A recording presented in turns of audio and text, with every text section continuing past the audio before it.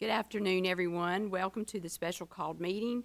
Our purpose, the Moore County Board of Education will receive presentations from selected search firms, discuss options related to the superintendent search process, and enter into closed session to discuss personnel and legal matters. The board will also consider approval of the personnel report in open session. So we welcome you. It's Wednesday, December 17th, 2025.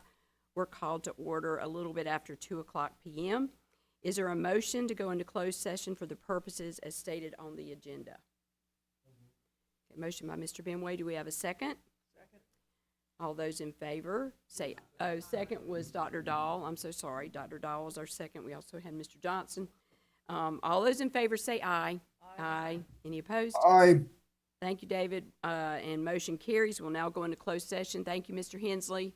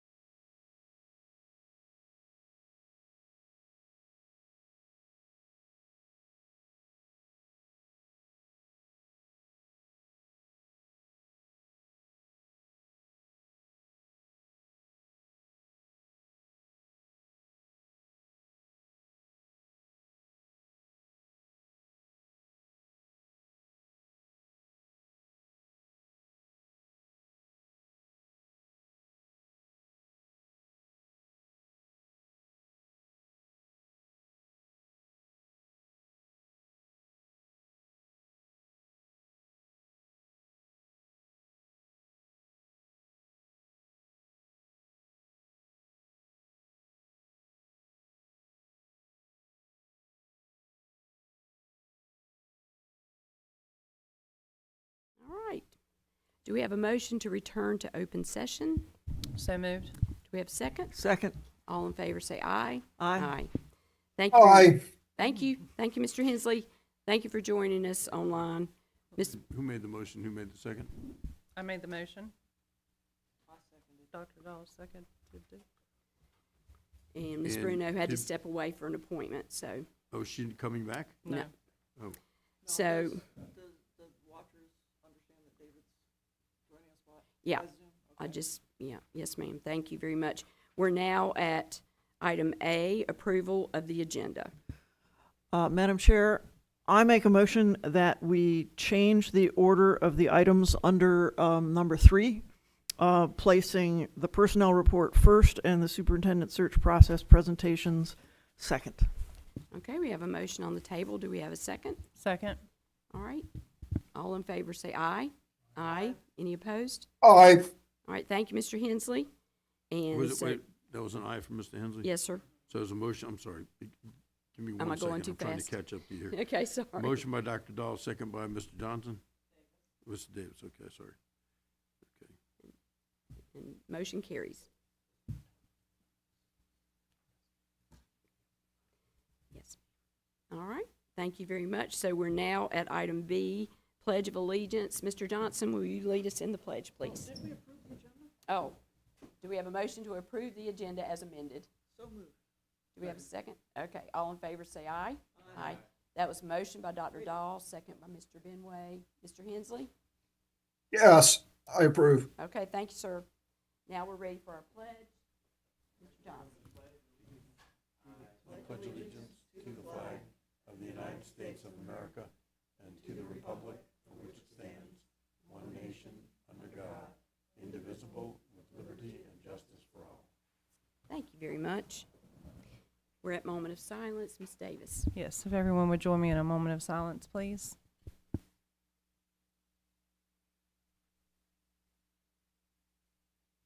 Thank you. All right, thank you very much. Now we're at item 3, and we've moved personnel report up to item A. So we have a motion on the table to approve the personnel report. Do we have a So motion? moved. Okay. Do we have a second? Second. Motion by Ms. Davis, second by Dr. Dahl. All in favor say aye. Aye. Aye. Excuse me. Motion to be approved the personnel report consisting of the third amendment to the contract between the Moore County Board of Education and Jenny Purvis for an interim superintendent's contract. Okay. That should be the motion. Sorry. Do we have a motion as stated by our board attorney, Richard Schwartz? So moved. All right. All in favor say aye. Aye. Aye. Thank you. Motion carries. All right, with that, I would like to make an announcement.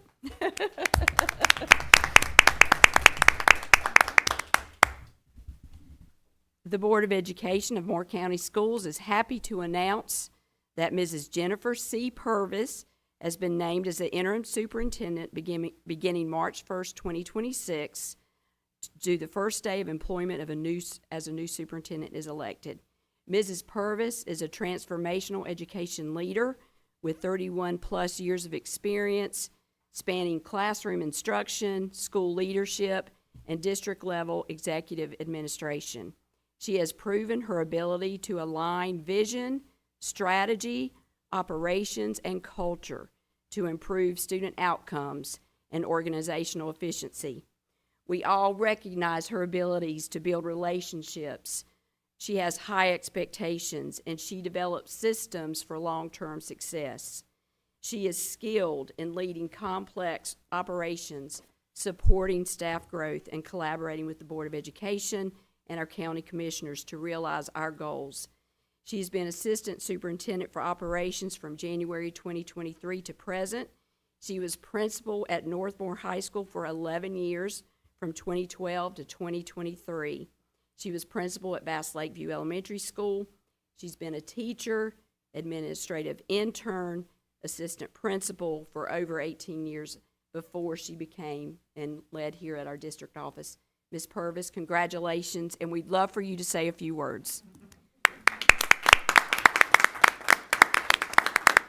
Wait, we need your mic.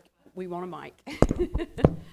Thank you so much. I really appreciate the board's confidence and trust in me, and I'm honored to be chosen to serve as interim superintendent. I really am committed to ensuring that we provide stability for our staff, support for our staff and our students while we keep student success at the center of every decision that we make.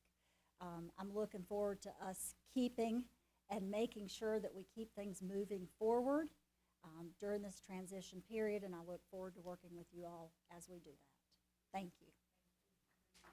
Thank you. Thank you. All right, that's exciting news. Happy day. So now we're at item A, superintendent search process presentations from selected search firms. I want to thank our board attorney, Richard Schwartz, for his hard work in getting our firms here to share with us today.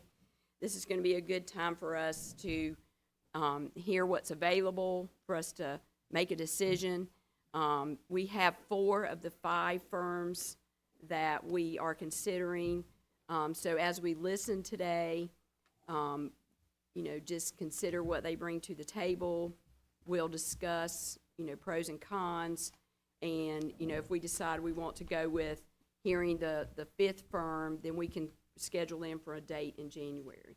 Mr. Schwartz, did you want to add anything to that? Yes, we have 3 firms that are going to present here live in person and 1 virtually today. The format is we're going to have roughly 20 minutes, give or take a couple of minutes for a presentation, and then 5 to 10 minutes for Q&A if the board has any questions and answers that need to be dealt with. So the first firm is, and these are all outstanding choices. They're reputable national firms and the North Carolina School Boards Association. And I'm very pleased that we were able to get them here and get them on such short notice. So the first firm that we'll be presenting today is BWP, and I'll go get them and bring them in the room here.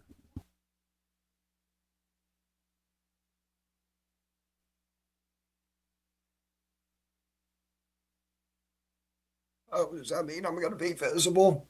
Oh, that means I'll be visible and I'll see them, right? Assuming I have my camera turned on. Okay, thank you for the notice. I will stop picking my nose. Oh. Okay, all right, thank you.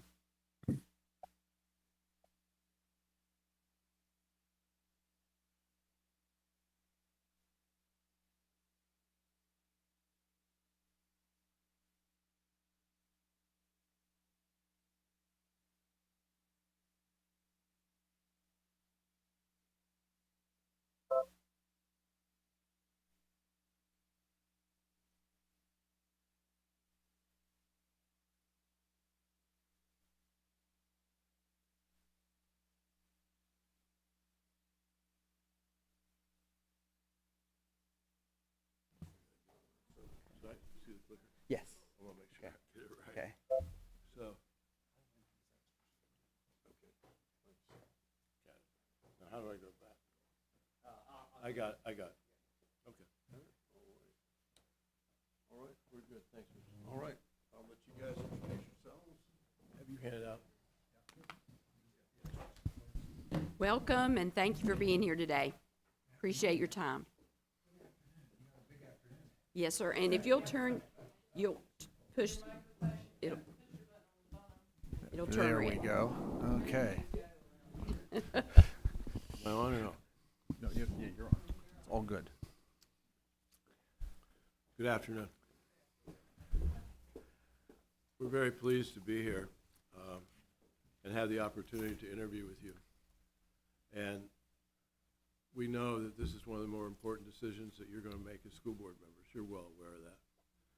I'd like to tell you a little bit more about ourselves and try to get through with the 20-minute limit. The proposal we have is quite detailed, but we have a folder here that's going to give you Reader's Digest as well as what we do here with the PowerPoint. So when we talk about what board members do, and this being their most important decision, a lot of it has to do with the relationship that you're trying to establish with your search firm. And their body of work and their track record, and in checking references, seeing how other school board members feel about the work that they've done. And I know you'll do your due diligence on that. In regard to BWP, in this brochure, it talks about it started in 1977, and we've been around for a long time. But normally, when you have people who do searches, they are in the geographical area. A lot of our people, about 40, are in the Chicago area.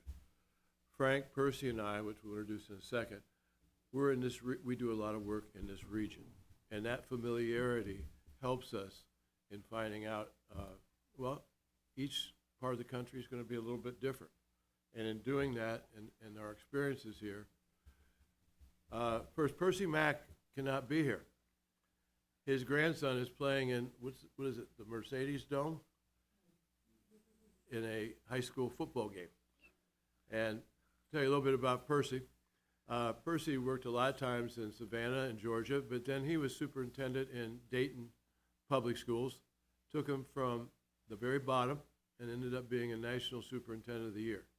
He then worked in Richland 1, and so he has a familiarity, and he is Dean of the School of Education in South Carolina, right? The South Carolina State. South Carolina State. For myself, my name is Kevin Kastner. I'm a former superintendent from Albemarle County in Charlottesville, Virginia. Frank and I used to work together, and I will tell you the similarities in Albemarle County and this district are very similar. It was a high-performing district. It was about 18,000, a lot of growth. And so, and it's a university town which has a lot of people paying attention to things. So understanding the size of your district and the nuances of when you have the central office has helped.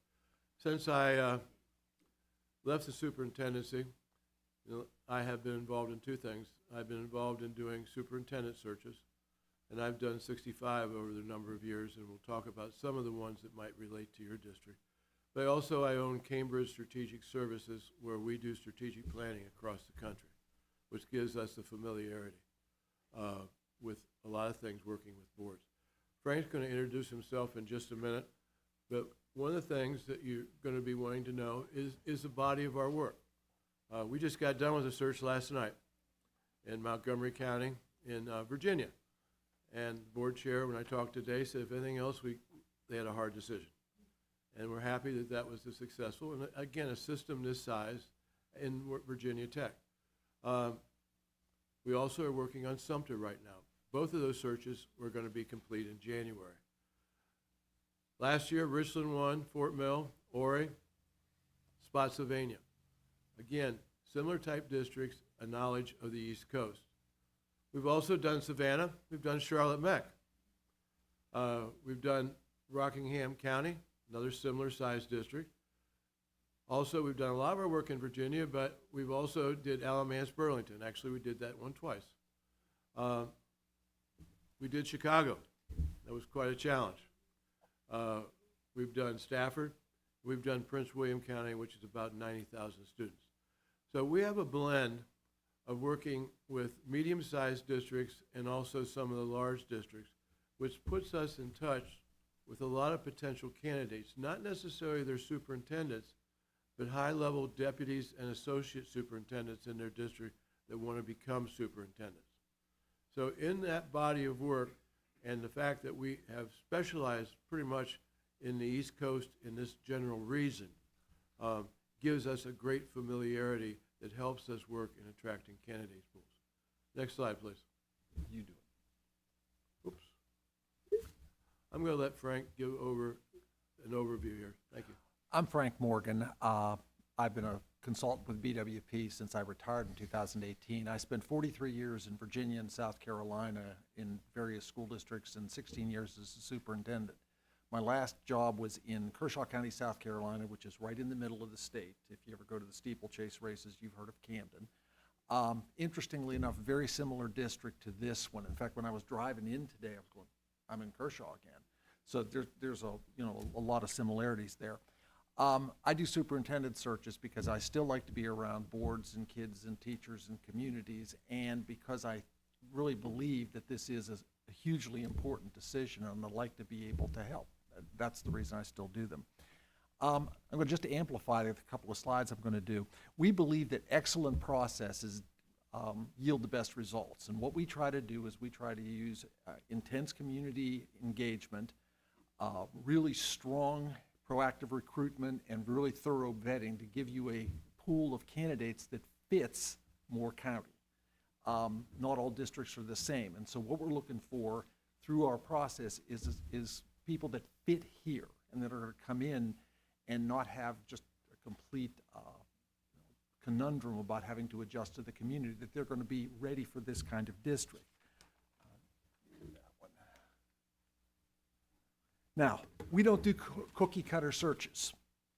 We cater our search to the district. We work with your staff, your community, the board, students, teachers, to find out what Moore County needs in a leader for today and moving forward, because you would hope, and I guess as a board you would hope certainly, that this would be a long-term kind of commitment between the board and an individual, and they could really dig in.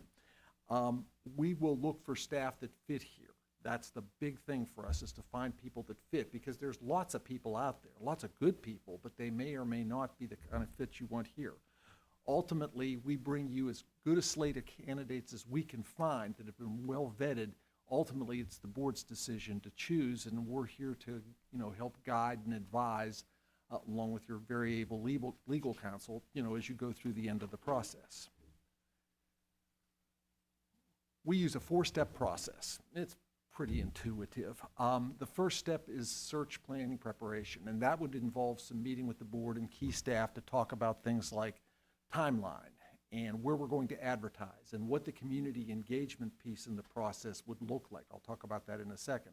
Who we would talk to, where would we need to do it, where would the general forums be for the entire community. And we'd also, you know, again, we're really get a good timeline down that fits the needs of the board.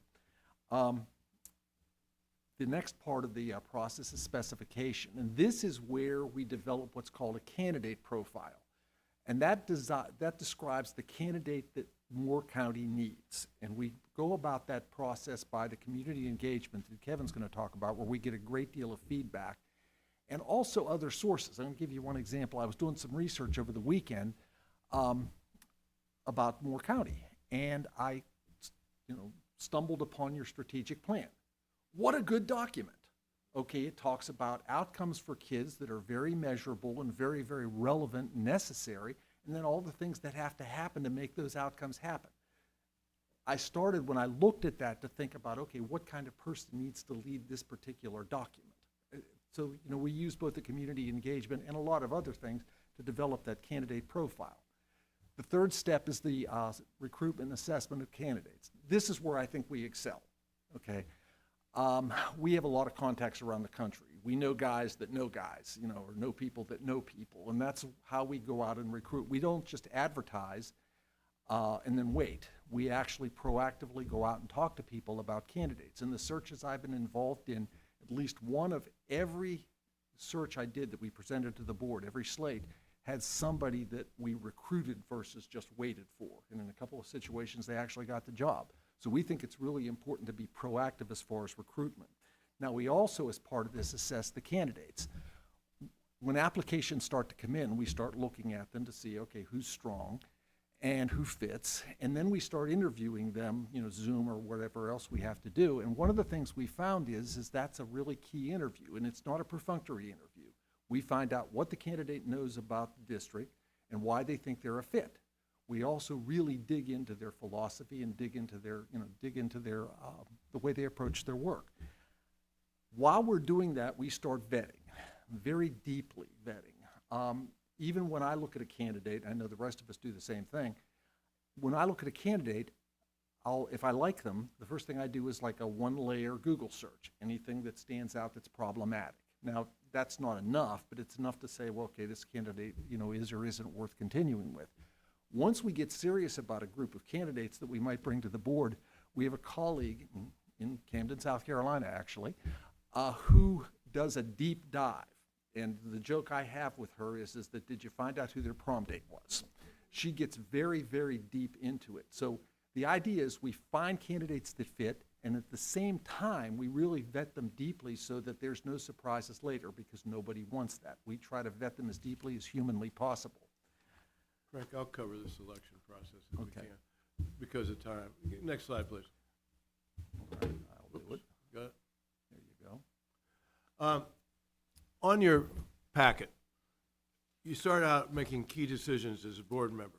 That's not the purpose of this meeting. If we were hired, we would go through this in more detail, trying to figure out what calendar works with you. Now, we put a sample calendar together. You might modify that depending when you wanted to have the person hired. During a superintendent search, it's a type of hope for a district, even a good district, to move to the next level. Many of you haven't been through a superintendent search. The investment that you have to create that partner that you're going to want to lead together is very important. And community engagement, when you invite us into a community and you tell us to talk to anybody and listen to whatever they say, that's a transparency that creates momentum. It also creates an investment. And at the same time, all of those people are going to be helping the new person be successful when they come in because they're engaged. I'll go a little bit into that a little bit later. One of the things that we'll be asking you to decide is confidentiality. We recommend 100% confidential search. When we go to South Carolina, the 3 candidates become public. Therefore, the applicant pool is reduced by probably 30 or 40%. You can maximize your candidate pool by having a confidential search, which is one of the things you're trying to do, getting the best possible candidate. In Virginia, 95% of the searches are always confidential. We would advise you to consider that. The other things on these decisions that you would look at are more pertinent to the next meeting, if we were hired. Now, in regard to the calendar, the idea of starting this in January, starting community engagement in January and February, getting to the point that you're dealing with applications in April or May, we can do that. We could probably move it forward or back 30 days. But you want to have this done by May as you're getting transitioning into your next school year. The other thing we have here, and you will look at this in more detail later, is community engagement. We do 2 parts in community engagement. Quantitatively, we will have a survey. The survey will go out to anyone in the community. It'll be on your website. We'll probably attract 1,000, 2,000 people. We definitely will have probably 20% students in it. We'll be able to have internal and external, and we will present that information. The other part, which is qualitative, is how, through your guidance, we would have several different groups that we would meet, your stakeholders. We will interview all board members. We won't say this board member said this or this one said that. But when we do the interview, we write all this down, and this all becomes part of the report. When we go to a public forum, for example, we will read back what people said so that we can create an accuracy. So if we meet the faith-based community, if we meet your Chamber of Commerce, you choose to make sure that we get into all stakeholder groups that you would wish. And then we work on organizing that, and you're going to see in one of the slides, or one of the handouts here, we can actually have about 36 meetings in 2 days and run public forums, of which we could probably run four public forums, 2 each evening, depending on the geography, so that we can make sure people have maximum access. And when we do the quantitative piece, we stick to 3 questions. What are the greatest strengths of Moore County Schools? What are the greatest challenges you're facing? And what are the qualities and characteristics you'd like to see in your next superintendent? Sometimes there'll be members of the public who would like to stray from that. We're not going to stray, because our purpose is a superintendent search. on the survey itself, my name, and I also have my email address. I will have probably 25 or 30 people that have a lot more to say, and they will send me emails, again, creating access. And that information becomes BWP's, and it does not become something that's foiable. So when you look at the forms that we have, and then you get into the point of when you want to do advertising, depending if you want to do a 30-day window or a 60-day window, the cost can go from $1,900 to $3,000. If we do a little shorter search, a 30-day window would work. The one we're doing in Sumter, they have a longer search. We're using a 60-day window. When you're getting into this, it isn't the type of thing that should be related to cost. The whole issue, this is an investment that you're trying to get right, but you're going to have to make that choice. The other thing is, when you get into your advertisement, this is one we did in Fort Mill.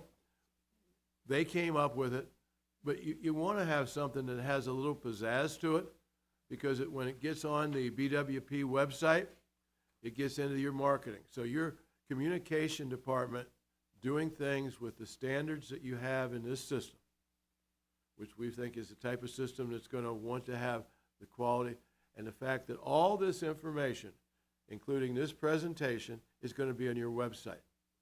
Next slide, please.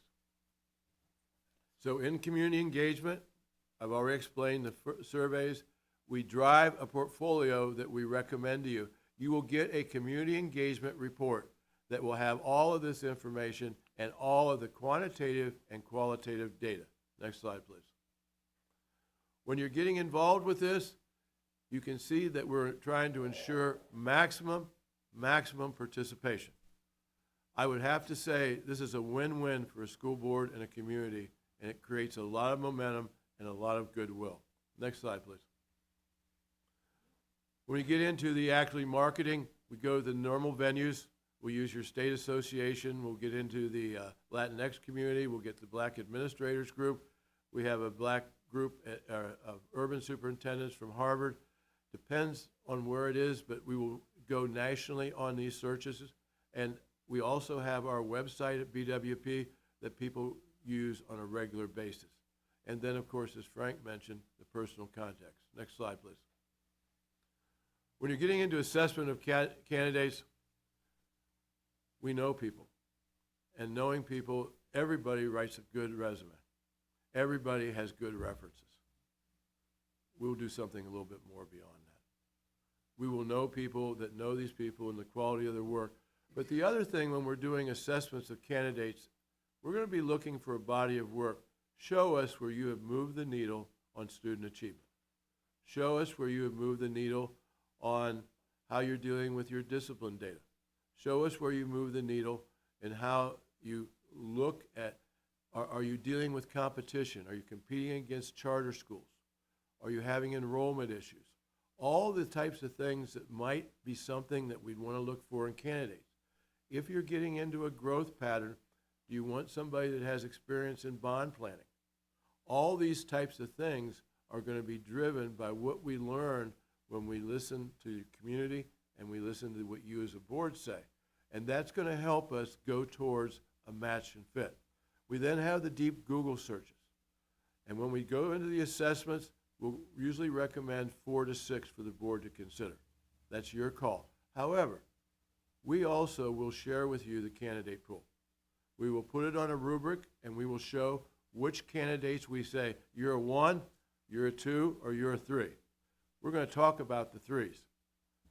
But this is your search. We'll explain the other people that we maybe have separated. Sometimes the separation, you'll understand the reasons for it. Someone that tries to apply every 2 months. We're looking for people that are going to have staying power. We're looking for people that don't say parted ways because of personal issues with the, well, we won't say with the board, but personal issues.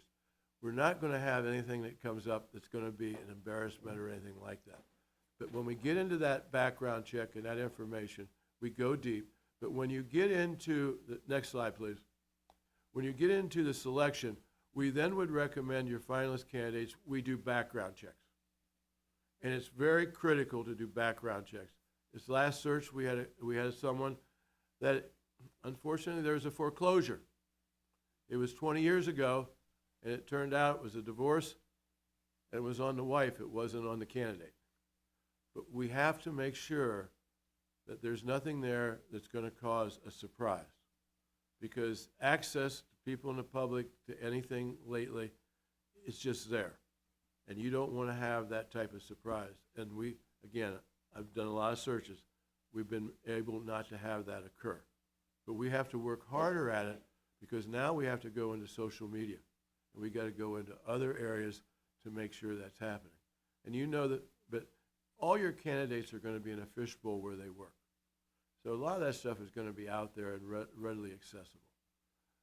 So when you're getting into the steps that we have, we also will give interview training. We have a protocol booklet that will talk about the do's and don'ts of the interview. We will also give you sample interview questions for you to choose related to your leadership profile. We're not asking you pick any one of them, but by giving you that organized view of the questions, and then when you get to the second interview, we will get a different set of questions because usually in the second interview, candidates are usually going to be asked to do a presentation. And we have some examples of that because you'll need to look at them in a different light. Next slide, please. We go back to the proposed timeline. You can just see how those dates relate to what we have earlier. Again, this would need to be coming through you and the direction that you give in regard to the timeline. Again, I think January is probably as soon as you could start, but you definitely can get this concluded in April, May. And again, those type of details would occur whoever it is you hire during that first meeting when you're going to start doing the key decisions and the guidelines. Next slide, please. Our whole goal is finding a match and fit. Our people stay. They stay. We had one that left after 2 years. He became a state superintendent. That was understandable. So our track record, over 90%, that's what happens. There's been some other issues, but they're very minimal. And we can talk about, I don't want to get into stories now, but there are a lot of do's and don'ts that board members have to be very aware of. First, candidates are interviewing you as you interview them. They're watching your board meetings. They're watching your pattern. In one district, we see that the superintendent changed every 3 years for the last 4 times. Not good for continuity. You have been fortunate that you have some continuity. And that's something that you want to continue because that works better for a system. You can't have the starts and stops by having change. And you need to go back and you then revitalize your strategic plan, build upon what you already have, and then with the partnership of the new superintendent, that would be part of the entry that you would have in going into not only what they would be doing on their entry plan, but also the review of what's working and what's not working. That's a positive thing. So even as you have many things going on, you still need to continue to review this with staff and work on this to try to, again, you want to take the next step. You want to take the next step forward. Frank, this kind of includes what I wanted to share. How am I doing on time? You're out. Am I done? Well, It's all good. do you want to ask questions, or how do you want to Any proceed? questions from our board members? It was very thorough, presentation. The only thing I would say is, how have you got a process of working with our staff, and how do you have a structure for that? Like, One of the things, we work a lot with the communication department. okay, When we're getting into that. We will interview all of your key staff. We'll take the cabinet, and so we learn a lot in doing that. Also, it's a question, those staff might be potential superintendents someday, so we want them to understand the process. We also will be doing with teachers, we'll deal with all your principals, and we are going to interview 20, 30, or 40 students. And when we do the quantitative data, we will separate what the students say than what the adults say. And sometimes they say some things that are pretty important that we need to learn from. So by us talking, and when we talk about staff, we want to do the transportation department. We want to get into a lot of your food services and any of your other departments for a couple of reasons. They should be included in this. This should be an inclusive process where their voices are valued and written down. And so I deal with the maintenance department, and they say the rubber band's ready to break. We're running out of money for taking care of replacement. Well, we can record that. We want to have those type of things. And so some things are going to come up and certain patterns that while you might be aware of, when people have the chance at least that you are asking them to be heard, that's a very positive thing. I think you're going to find in all your presentations, we're probably more similar in our process than not. Okay. The question then is looking at the track record and see if people have the ability to, I guess, know your area and have a track record of success in the searches they've done. We get to know your communications people and your legal Okay. staff very close. And Yes. the employees that you designate that want Right. to be involved. Okay. And we don't have any issue. We've worked with You're all used to kinds that. of people. Okay. It's not a big deal. Dr. Dahl had a question. Yes, I'm wondering if your process catches the very talented person with lots of potential but not a lot of experience. You know, our current superintendent who is leaving was a deputy and became superintendent, and in 3 short years was regional superintendent of the year. Do you catch those people? Well, yes, we do, but if they come from pedigree. We're looking for people that come from strong systems that have, let's say you take Fairfax County, Virginia, it's got 180,000. All of their upper level staff are very strong. When you're talking about someone that has been in a district, let's say even superintendent of the year in Iowa, in a very homogeneous district of 5,000, that type of experience that they're going to have is not going to help them when you have a central office staff and you have to get into delegation. So we are looking for those type of potentials, but we're also looking that they're coming from areas where they have track record, where they have good success on student achievement.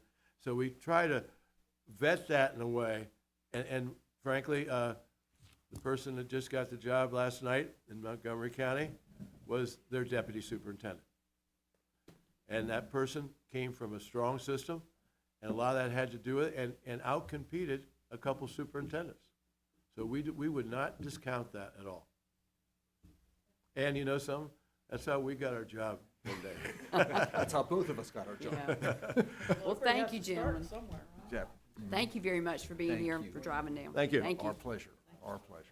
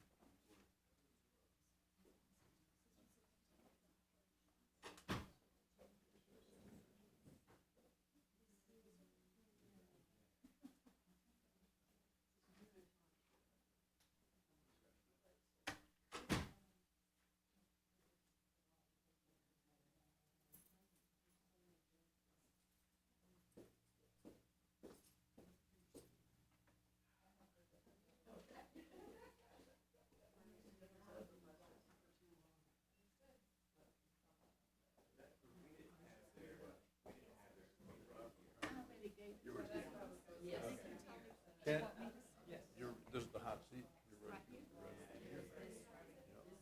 I'll introduce you as soon as we get back. And when you introduce me,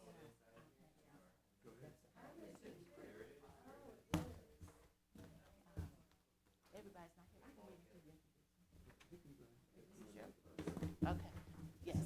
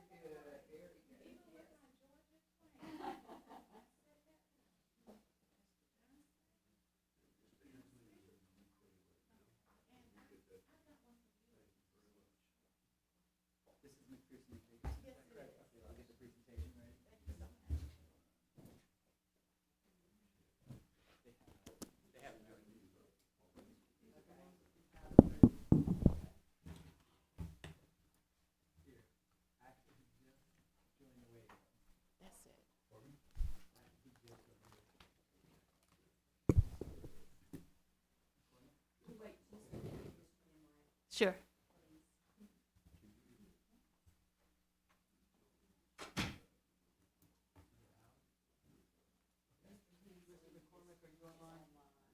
Oh, Yes, I am.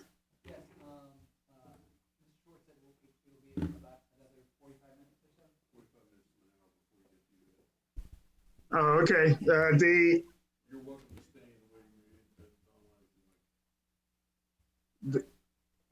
That's great. I just wanted to make sure I could get through. But if you put me in the waiting room, that'll be good. I can, I may do that. Okay. Thank you. Thank you. Dr. White, welcome, and thank you for being here today, and you can go ahead whenever you're ready. thank you all for having me. I am so very excited to meet each and every one of you. You know, it's wonderful to put a name with a face. I've been online looking at your website. So again, thank you all for having me. I'm absolutely excited about having the opportunity to represent McPherson and Jacobson Superintendent Search Firm, because I think we are the best search firm around. And I think after this presentation that all of you will agree with me. We pride ourselves on being a firm that truly works for the Board of Education members. You'll find in the processes that I share with you all that we are very dedicated to helping you all to sustain leadership, but most of all, we are extremely transparent. Every part of our process will be extremely clear. We work for 100% clarity, and we are always evaluating our own work so that we can continue to grow stronger and be better. The first thing I want to share with you all about our work, if you look in the manual that I've provided to you, and if you look on page 20, you will see that we already have a strong imprint in the North Carolina area. We have already helped school board members to find excellent superintendents in Craven County Schools in New Bern, in Cumberland County Schools in Fayetteville, and I've also had the opportunity to work in the Virginia area on a search team looking for a superintendent in Lynchburg, Virginia. And then you see other school districts there where we have done our best to make an imprint and bring an excellent superintendent to those school systems. So I wanted to start there just to brag on our work and let you all know that we have already made an imprint in North Carolina, and we look forward to continuing to do the same. So I'm going to move through a quick PowerPoint and just tell you all a little bit more about McPherson and Jacobson. First of all, there are your faces that I've been studying on my travel down here. We believe that every student is entitled to having a high-quality educational leader, and that is what we strive to do, working under your guidance and direction. Our mission is to ensure that each search results in finding a high-quality leadership, and we look for sustainable outcomes. We are well-established and leading national search firm. So I want to brag on that because we work across this country to make sure that we find the best qualified leader for your school system. We're not looking for just a superintendent. We're looking for the best person to meet your needs. And we work with you all from day one to identify those characteristics and those skill sets that you are looking for in your next superintendent. And we tailor our processes and protocols to make sure that we can find that person. We'll look in North Carolina, but we will also look in Georgia. We'll look in South Dakota. Wherever that person is, we will look and we will find that person and we will bring that person to you. I also want to let you know that we work very hard to develop good relationships with our applicants.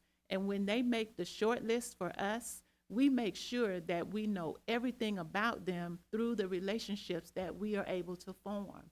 Those relationships make it possible for them to be open and transparent with us. So if there's anything out there that you need to know, we're going to find it and we're going to bring it to you.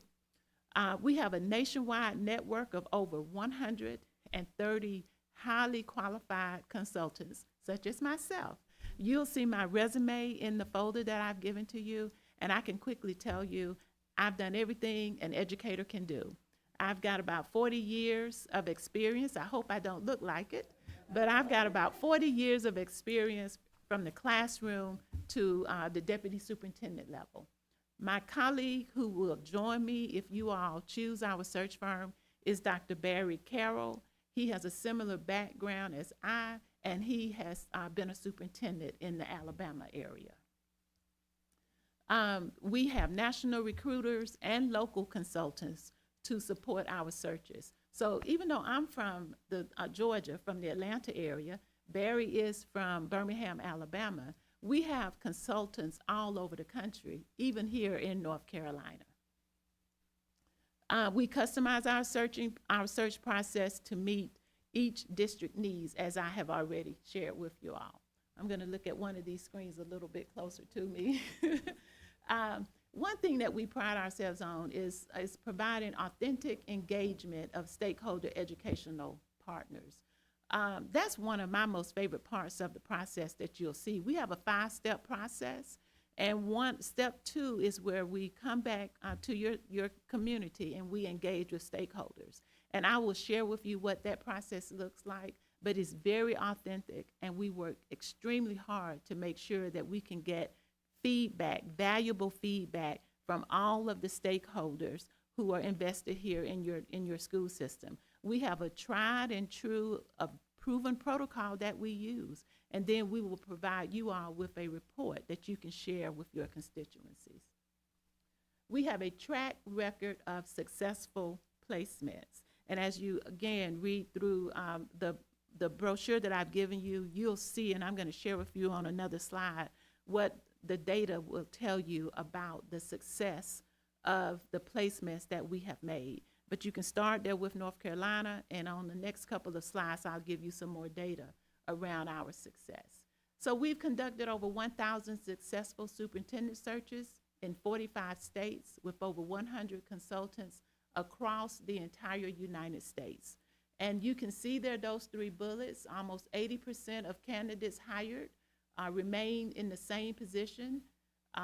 In the last 5 years, almost 60% hired remained in the same position in the last 10 years, and over 40% hired remained in the same position in the last 15 years. We pride ourselves on being able to bring people to the table and then sustain that high quality leadership.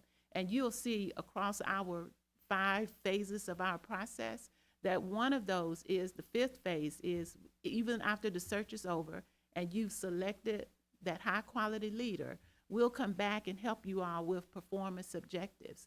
And if you hire someone that we recommend, then we'll guarantee for 2 years, if that person leaves in 2 years, then we'll come back and we'll redo the search at no cost to you except for our expenses. That's how confident we are in our ability to work with you all to bring the best person to Moore County. Again, we work for the board, and we pride ourselves on doing that to the best of our abilities. There's myself and Dr. Barry Carroll, who is the other consultant that will be joining me on this search when I know you all would choose McPherson and Jacobson. Now, what makes us different from the other firms that you are talking to? First of all, we are trusted by districts of all sizes. On the back of this brochure, you'll see the districts that we have worked with. If you just look at the ones on page 20, they are all different sizes. Again, our sustainability of leadership, and we do that through proven processes and protocols that we put in place and engage with you all in. We know how to get a high degree of stakeholder involvement. those stakeholder meetings that we hold, we meet with you all to identify the stakeholder groups, and we have a protocol that we use that get people talking, that bring them to the table, and we know how to ask the right questions to get the information that we know you need so that you can really look far and wide to bring the next leader to your school system. We tailor our search protocols to meet your district needs. We're not just saying who wants to come to Moore County. We start by defining those characteristics and those skill sets, and that's what we publish for you all to make sure that we get the right person. So if you need a great visionary leader, I know you need a great instructional leader. If you need someone with experience in the financial, matter of running a school system, whatever your needs are, we will tailor the search to find the person to meet those needs. We're transparent throughout the process. The first thing we will do is ask you all to identify a point of contact, and then I, as the lead, would work directly with that person, and everything that I know, you will know. Anytime you would have a question, I would be like living in your house with you, because I will always answer the phone or return an email. So we provide a high degree of transparency throughout the process. We work for the Board of Education. That's who we work for, every member on the board. We have extensive educational partnerships that we will be able to share with you, many resources and tools. Anything that you need, we will do our very best through partnerships like with K-12 Insight and other agencies across the nation. We stand on the strength of our references. So I ask you, if you know anybody that works in or has an affiliation with any of the school districts that we have listed here, especially those in North Carolina, call them up and say, hey, Dr. White came down. She said she and her firm found a superintendent for you. Tell us about her work. Tell us about that search. Are you satisfied with the superintendent? I guarantee you that you will get a good reference on our work, myself and Barry. Barry and I usually work together, but I've worked with other consultants as well. Here are the 5 phases. I'll go through them quickly. You have them also in your booklet, and of course you can ask me any questions that you might have. But as I've already stated, we'll start in phase 1 by identifying those characteristics, identifying your stakeholder groups, establishing a timeline. That's very important. We can work fast or we can work slow. I know that your superintendent, your current superintendent has a March retirement date. I believe that you have already brought, or at least identified, an interim. So once we find out what your timeline is, I'm a sticker for a timeline. I will check it once, twice, every time I meet with you or talk with the point of contact. That timeline will be the most important thing, so that if you make a commitment to your community to bring a superintendent to Moore County at a certain date, I'll make sure that happens for you. We'll determine advertising venues. That's a part of the contract that you would sign and the service that we would provide to you. So as you know, we'll advertise with all of the agencies and all of the recruitment agencies so that we can start the recruitment process soon. We'll help you determine a salary range, and we'll craft a job posting and vacancy announcement for you that we will start putting out there for you on all of our advertising venues. In phase 2, that's all about the stakeholder meeting. That's all about coming back for one day and meeting with those stakeholder groups. We use a protocol where we ask 4 questions. We ask the same questions to every group. We record their feedback, and we return it to you in a report, a report that will tell you things about your school district that probably you didn't know, but we pride ourselves on getting that back to you. And then we start actively recruiting our applicants. This is always going on. All the time we're recruiting our applicants. And we recruit from past searches. We recruit through the advertising venue. We recruit through the 130 consultants that we have. We have a lot of recruitment access. In phase 3, we work hard. We conduct our reference checks, our background checks. This is when we are really talking to those applicants and trying to narrow it down to at least a short list of 5. And that shortlist will be brought to you so that you can move to the next phase of narrowing that down or interviewing all 5. Of course, we have a protocol that we can assist you with in making that very important choice, but we will try to bring to you at least a short list of 5.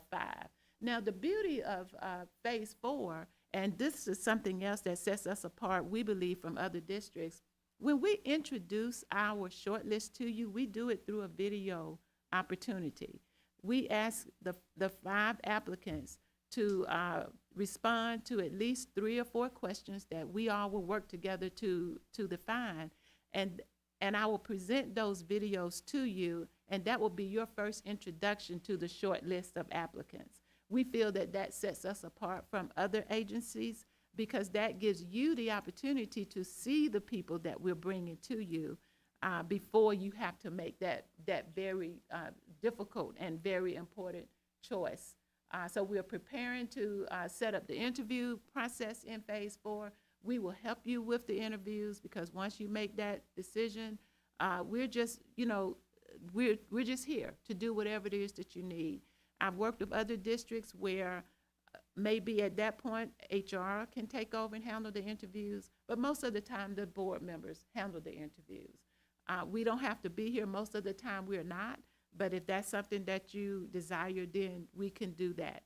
We will help you with the interview questions and interview protocols. So all of that is a part of what we will provide to you. Typically, the process can take 8 to 12 weeks, but so you guys are starting in great time with the time that I think you are already on. But as I said, the first thing we're going to do is develop a timeline, and we'll definitely stick to that timeline. I think I already told you about Phase 5, where we will come back and we will help you all develop performance objectives. And then I told you about the guarantee and all that's spelled out in the information that I have for you. If you look on page 20, you will see our cost there, and it is not to exceed $35,850. And we have everything laid out for you there so you can see what that cost would include. It would include all the phases, Phase 1 through 5, and I've outlined that for you on page 21.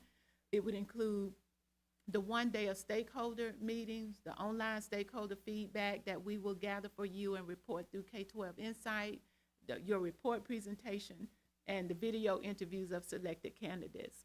So the first meeting would be the initial meeting to meet, to do the timeline, the characteristics, to set the timeline and get everything going. The second face-to-face visit where we would return to Moore County will be to hold the stakeholder meetings. Then the third meeting we could do via Zoom where we present the candidates to you. It's best if we come back and do that, but I have done it via Zoom. But it is best if I could come back and present the video presentations of all the candidates and then help you guys to get your list going. We do criminal, financial, and degree verification background checks, and then that cost would include the travel expenses for the consultant. So that's all that's included in that initial cost, that cost right there. Now, there are additional supports that go beyond the search that if you are interested, because of our educational partnerships, we can provide to you, and those are listed there on the screen for you. I'm trying to stick to my 20 minutes. K-12 Insight and Innovate. Any questions? I hope I stuck to my 20 minutes. Okay. I think I did. Okay. Excellent, very good. Thank you. This is very comprehensive, very impressive. Do anybody have a question? I do have Ms. one. Davis, okay. There are 4, yes. No, they're not, but I can share with you. Yeah, I can share with you what those four questions are. We asked them to share with us their perception of the great things about the school system. We want to get off on a great start with each group that we meet with. So we want to know from them. I want them to draw me a picture of Moore County schools. So what are those great things about the schools? Then what are those great things about the community? you know, because I want to get to know this community. I grew up in a small rural town in Georgia, right outside of Athens, if you're familiar with the Bulldogs. So very familiar with the landscape, you know, in Moore County. So then, of course, we need to know their perceptions of any challenges, you know, anything that they feel, you know, that could be a challenge in Moore County schools. So of course, that's going to get them talking. And then the fourth question is around what they think the skill sets and characteristics in the next superintendent should be. So we want them to draw that picture for us too. In other words, we want them to tell us what type of leader they want to come to Moore County. So those are the four questions that we would ask each stakeholder group as they come. And the second part to the protocol, Ms. Davis, is that Barry and I facilitate the stakeholder engagement meetings. And what we do is one of us, we rotate each meeting. So one of us will facilitate the protocol while the other person will record the feedback. And we make sure that the participants are comfortable in knowing that we're not writing down names or anything to identify them. We're only capturing their responses. You have in the proposal 1 day. So we have many schedules that I could share with you all if you're wondering how can you get all these people in at one time. But Yeah. yes, like I said, I've worked with large districts and small districts. I put together 3 days of stakeholder meetings. I put together 1 day of stakeholder meetings. So we know how to get all the people in. We can give you several different schedules that you can look at, and then you decide. One thing I urge school board members to do is look at, if it's on a Wednesday, then do you have church going on in your community? Look at travel time, look at school closure time. You want to get all those stakeholder and community stakeholder groups involved. So you want church leaders, you want clergy, you want the school bus drivers, you want everybody who you touch and who touches the school district to at least have the opportunity. And let me say this, one other thing. Just for those people who might not be able to come to a physical meeting, and we usually run each meeting about 45 minutes. So we'll have about 45 minutes, we'll have about a 10-minute break, and then we go to the next one. So in a day, we can meet with eight or nine, you know, groups, because we'll go into the evening. So you want to have stakeholder meetings of internal, external people, but then you want to have a huge community meeting, like somewhere in a gymnasium or somewhere, so that, you know, if it's Wednesday night about 7 o'clock, we can invite people in from the community, and we know how to manage groups of 500 if that's who comes. But along with the stakeholder face-to-face meetings through K-12 Insight, we will offer an online survey. So people can go onto your website, I'll help you get that set up, and they can respond to the same 4 questions online that the people respond to in the face-to-face meetings. So that's how we're able to capture a lot of feedback for you. I That's trust always my favorite. if, when you ask about challenges, if 90% of people say the same thing, like there aren't enough buses, you'd ask a follow-up question. They do. They do. We do get, and that's what we're looking for, Ms. Dahl. We're looking for themes. We're looking for people to come in group after group and say the same thing. I mean, if 10 people say it, then you need to know about it, you know? And the beauty of the stakeholder meeting is the people come from all parts of your school district. So the people on the east side might have a totally different concern than the people on the west side. So that's one of the beauties of the stakeholder meetings. You can really, when you get our report, you'll really be able to drill down and see where the issues are according to your landscape here. When we give you the report, we do not we identify the groups, like we might say the 9 o'clock group of county office administrators, you know, we'll go that far, but we never put, you know, a name or anything like that. Any other questions? Yes, sir. Dr. White, two questions. You've got on page 28 of this booklet, 3 consultants listed from North Carolina, Carl Harris, Chris Lauder, and David Reiser. They were not available. They were, okay, Right, they were not available, so, Dr. Carroll and I, okay, would be on the team if we're selected. okay. And second question is, what kind of a presence do you have? Can you tell the board what kind of presence you have at the AASA convention? The The American Association of School Administrators Convention? Yes, no, we do, our directors go to that conference. I have not been, but our directors do go, to that conference. Okay, thank you.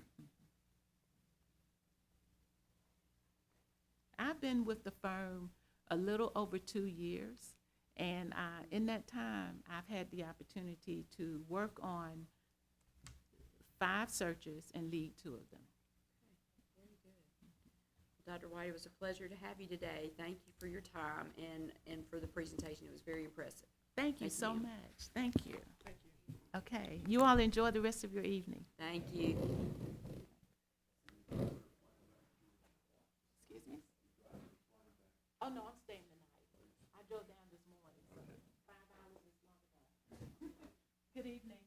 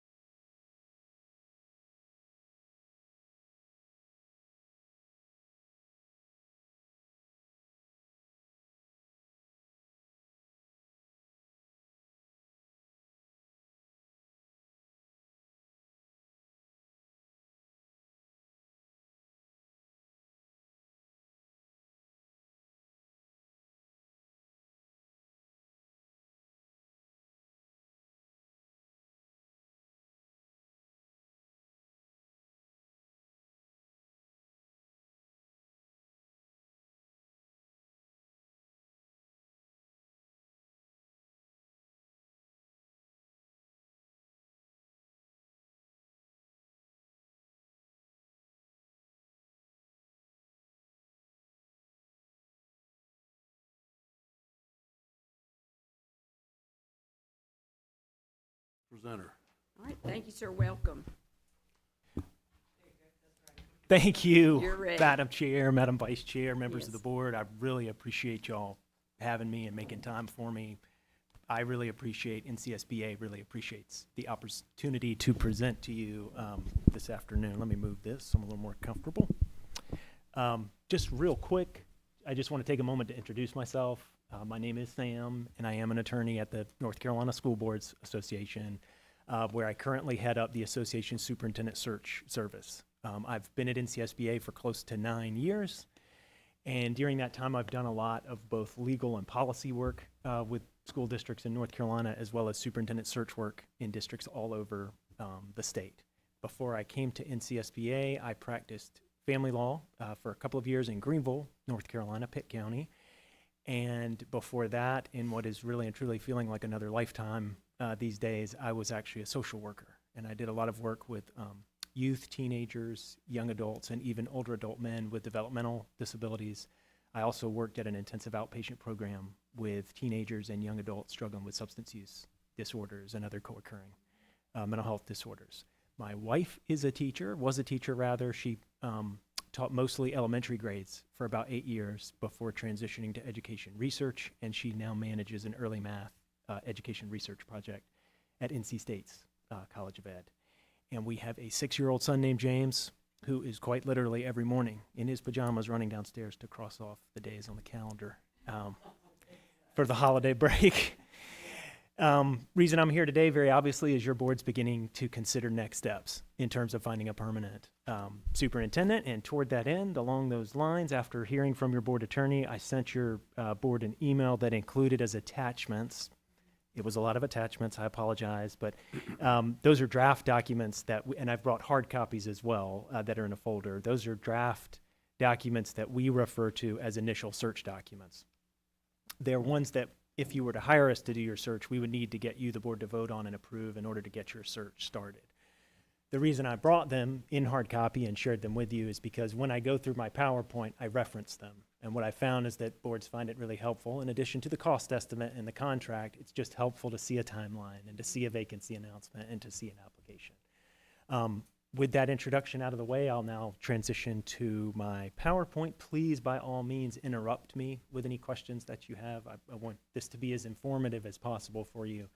But of course, obviously, there'll be time for questions at the end as well. We have a team of folks, 5 folks, 3 attorneys, including myself, and 2 administrative professionals that work on superintendent searches at NCSBA. And we have a great deal of experience doing searches. We've done at least one search for 84 of the state's school districts, including a number of searches for your district, and we have completed or in the process of completing over 200 total searches. Yes, ma'am? Did you help us with our last search? Do I remember that correctly or no? I worked with another attorney, Jim O'Rourke, in Okay. doing that search. Okay. Yes, ma'am, I was involved. Okay, thank you, that sir. search. I thought, okay, thank you. In the one where you hired Dr. Locklear. Yes, ma'am.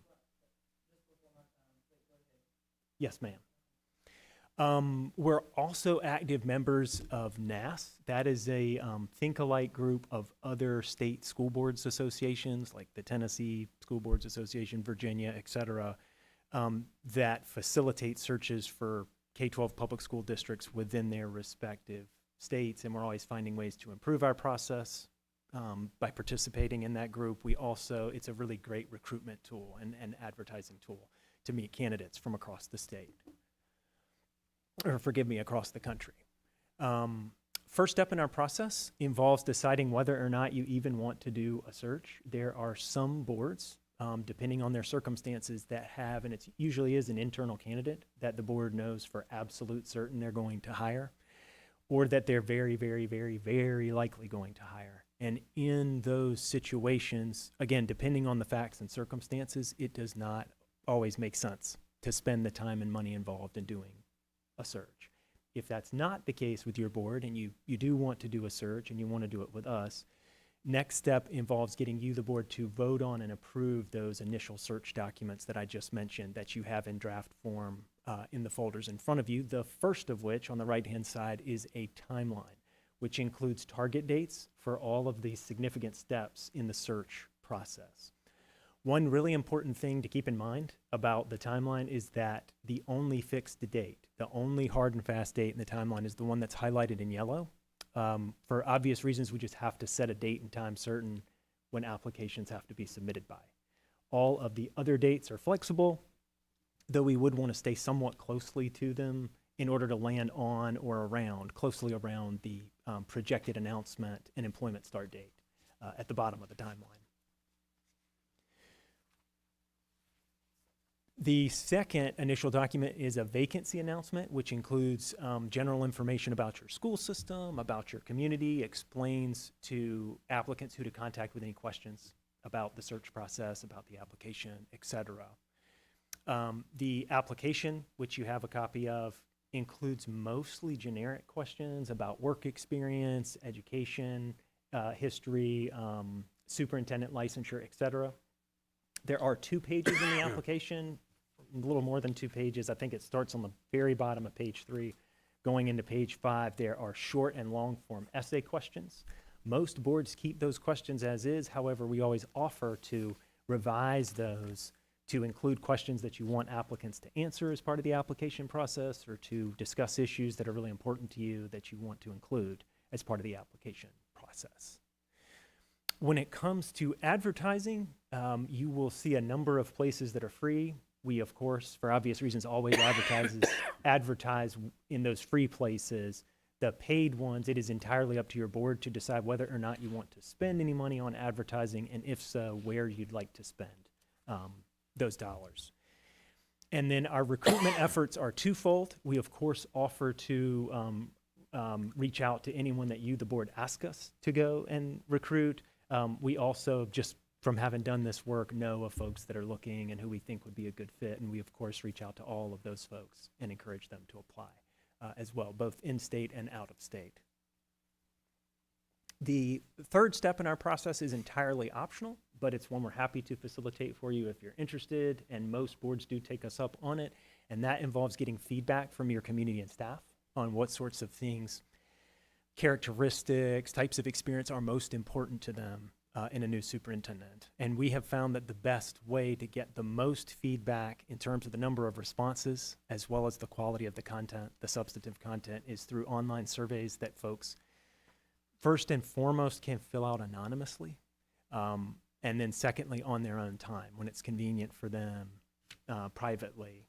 We also include, as part of our survey, an open-ended section at the end where folks, with no limitations in terms of the content or number of characters, where folks can discuss in detail, and do discuss in detail, the things that are really, really important to them, that they really want you, the board, to factor into, to take into consideration when you start reviewing applications and interviewing candidates, and of course deciding who your district's next superintendent is going to be.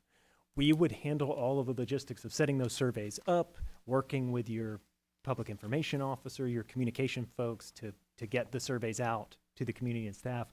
I would come in person at the close of the surveys. I would come in person to present the results of those surveys to your board. It's almost always at a regularly scheduled meeting. It would be an open session. And usually at that meeting, I present to you a draft leadership profile that includes the top characteristics and types of experience identified by your community and staff as being most important to them in a new superintendent. And boards find that really helpful as they move into reviewing applications and interviewing candidates and making some of those harder decisions during the search process. Again, optional step, but one we're happy to facilitate for you if you're interested. Once the application deadline has passed, we will collect, organize, prepare all of the application materials and share those with you electronically via a secure online platform called Simbly, that we would give each of you and your board attorney a unique login ID and password for accessing. 2 reasons for Simbly. One is, and I'm sure you know this, but applicants to your school system are entitled to confidentiality under North Carolina personnel laws, and we've just found that the best way to maintain that confidentiality is by using the online platform. There's also just a lot of paper, just really and truly thousands of pages of documents involved in the entirety of a superintendent search, and we found that the most cost-effective, efficient way of sharing all of those documents with you is on Simbly. We also, as part of this step, create an experience chart that very, very concisely and clearly summarizes the relevant work experience of your applicant pool, and boards find that document really helpful in terms of orienting their review of the applications.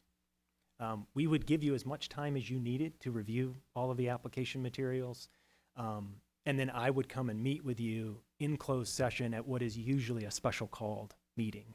And at that meeting, I would facilitate a discussion, and most boards at that point are ready to identify which of their applicants they'd like to have a first-round interview with. And I always encourage boards to have a sit-down, in-person interview with those those identified first-round interviewees. One really important point I want to make about this step in our search process, as well as our entire search process more broadly speaking, and that is we in CSBA never screen applicants. We never hold back applications from you, tell you which applicant to look more closely at, who to interview, who to hire. North Carolina law makes very, very clear that it's locally elected boards of education exclusively that hire superintendents. We don't get in the way of that. We get you as good of candidates as possible. We get you as much information as possible and as good of information as possible, and we help you process it in a really thoughtful way. But when it comes to deciding which application you're going to look closer at, who you're going to interview, who you're going to hire, that is going to be entirely, if you work with us, a board decision. And I just want to make that really, really clear. Once you've identified your first round interviewees, we conduct internet and social media searches on each of them, and we pull test score data for each of those interviewees, and we post that to Assembly so you've had a chance to look at it before you have that sit-down interview. So if there's anything that comes up in it that you'd like to address during the interview, you can. We would handle all of the logistics, administrative aspects of setting up, scheduling, coordinating, scheduling those first-round interviews, including creating customized interview questions and notebooks. We really just try to make it as easy as possible for you to do the hard part of showing up and evaluating the candidates.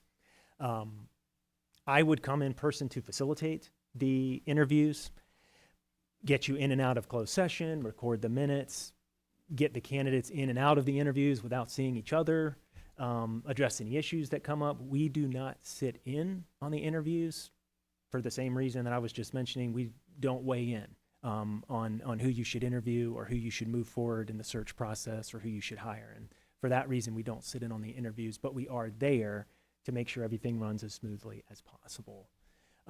At the end of the interviews, I would meet with you again in closed session to facilitate a second discussion, and most boards at that point are ready to identify which of those first round interviewees they'd like to make finalists and have a second, sometimes even longer, sit down in-person interview with. Once you've done that, we then go and conduct much more thorough due diligence on those finalists at that point. In addition to getting references, we use a third-party provider, Baker Eubanks, to do criminal credit and degree verification checks. We get copies of their contracts and detailed salary and benefit information. We get copies of past evaluations going back at least 5 years. We update the internet and social media searches. And we do all of this in compliance with the Fair Credit Reporting Act, the FCRA. Without going into a ton of detail, that's a federal law that applies to third-party providers like us or any other search firm that you would hire to generate character and fitness reports on your applicant pool. It's really important to get all of this information, but you want to do it in a way that's legally compliant. Otherwise, it can subject your board to really, really significant liability. And we have a great process in place for making sure that you get what you need to make a fully informed, eyes wide open decision, but also in a way that is legally compliant. We would get all of that information in the roughly 1 to 3 weeks after you've identified who your finalists are. We would post all of that to Assembly so you had plenty of time to look at it prior to your sit-down second and what is usually a final round interview. We would handle all of the logistics of setting up those final round interviews just like we did the first round interviews. And then at the end of those interviews, most boards at that point, we would obviously do another round of interviews or maybe even go back to your applicant pool if you wanted to, but most boards, the vast majority of boards at that point, are ready to identify which of their finalists they'd like to make an offer to and begin negotiating with. If you're at that stage and you're ready to begin negotiating with the board selected finalists, we would hand the baton off to your board attorney, who would advise you on what to offer and negotiate. The last step in our process involves finalizing the minutes that we will have been keeping at the various special called meetings that we've been having with you. And we would also draft a press release that we would share with you and work on with the candidate, the board selected finalist. And again, while we've handed things off to your board attorney, we're still there to make sure that you're getting all the information and support that you need until everything is truly concluded. I won't spend a ton of time on these. We have a lot of experience and expertise in doing superintendent searches, and we hold ourselves to a very high standard. Right side of this slide has searches we've recently completed in about the past 3 years. The left side, I'm currently working with the Lexington City Schools, and I was just hired last night by the Roanoke Rapids Graded School District to do their search. Those are the two that we have currently going. Our expertise is twofold. There are just a lot of administrative details involved and administrative aspects of facilitating a superintendent search, and we have a lot of expertise in that area, making sure things run smoothly. We also have a lot of expertise in the various legal, state, and federal laws that apply to superintendent searches, and we feel like that expertise serves us well in running an administratively smooth search, but also a legally compliant search, which is just as important, if not more important. And of course, we hold ourselves to a really high standard. This is far and away the most important decision that you make as a board, is who your superintendent's going to be, and you deserve nothing short of a very, very thorough, professional, excellent process. And we would, of course, strive to provide you with that if you were to hire us. That concludes my presentation. I'm happy to answer questions now. Please know that I'm also happy to come back moving forward, either in person, virtually, by phone, to answer any questions that you have individually or collectively as a board. All right, thank you, Mr. Thorpe. Yes, ma'am. Questions?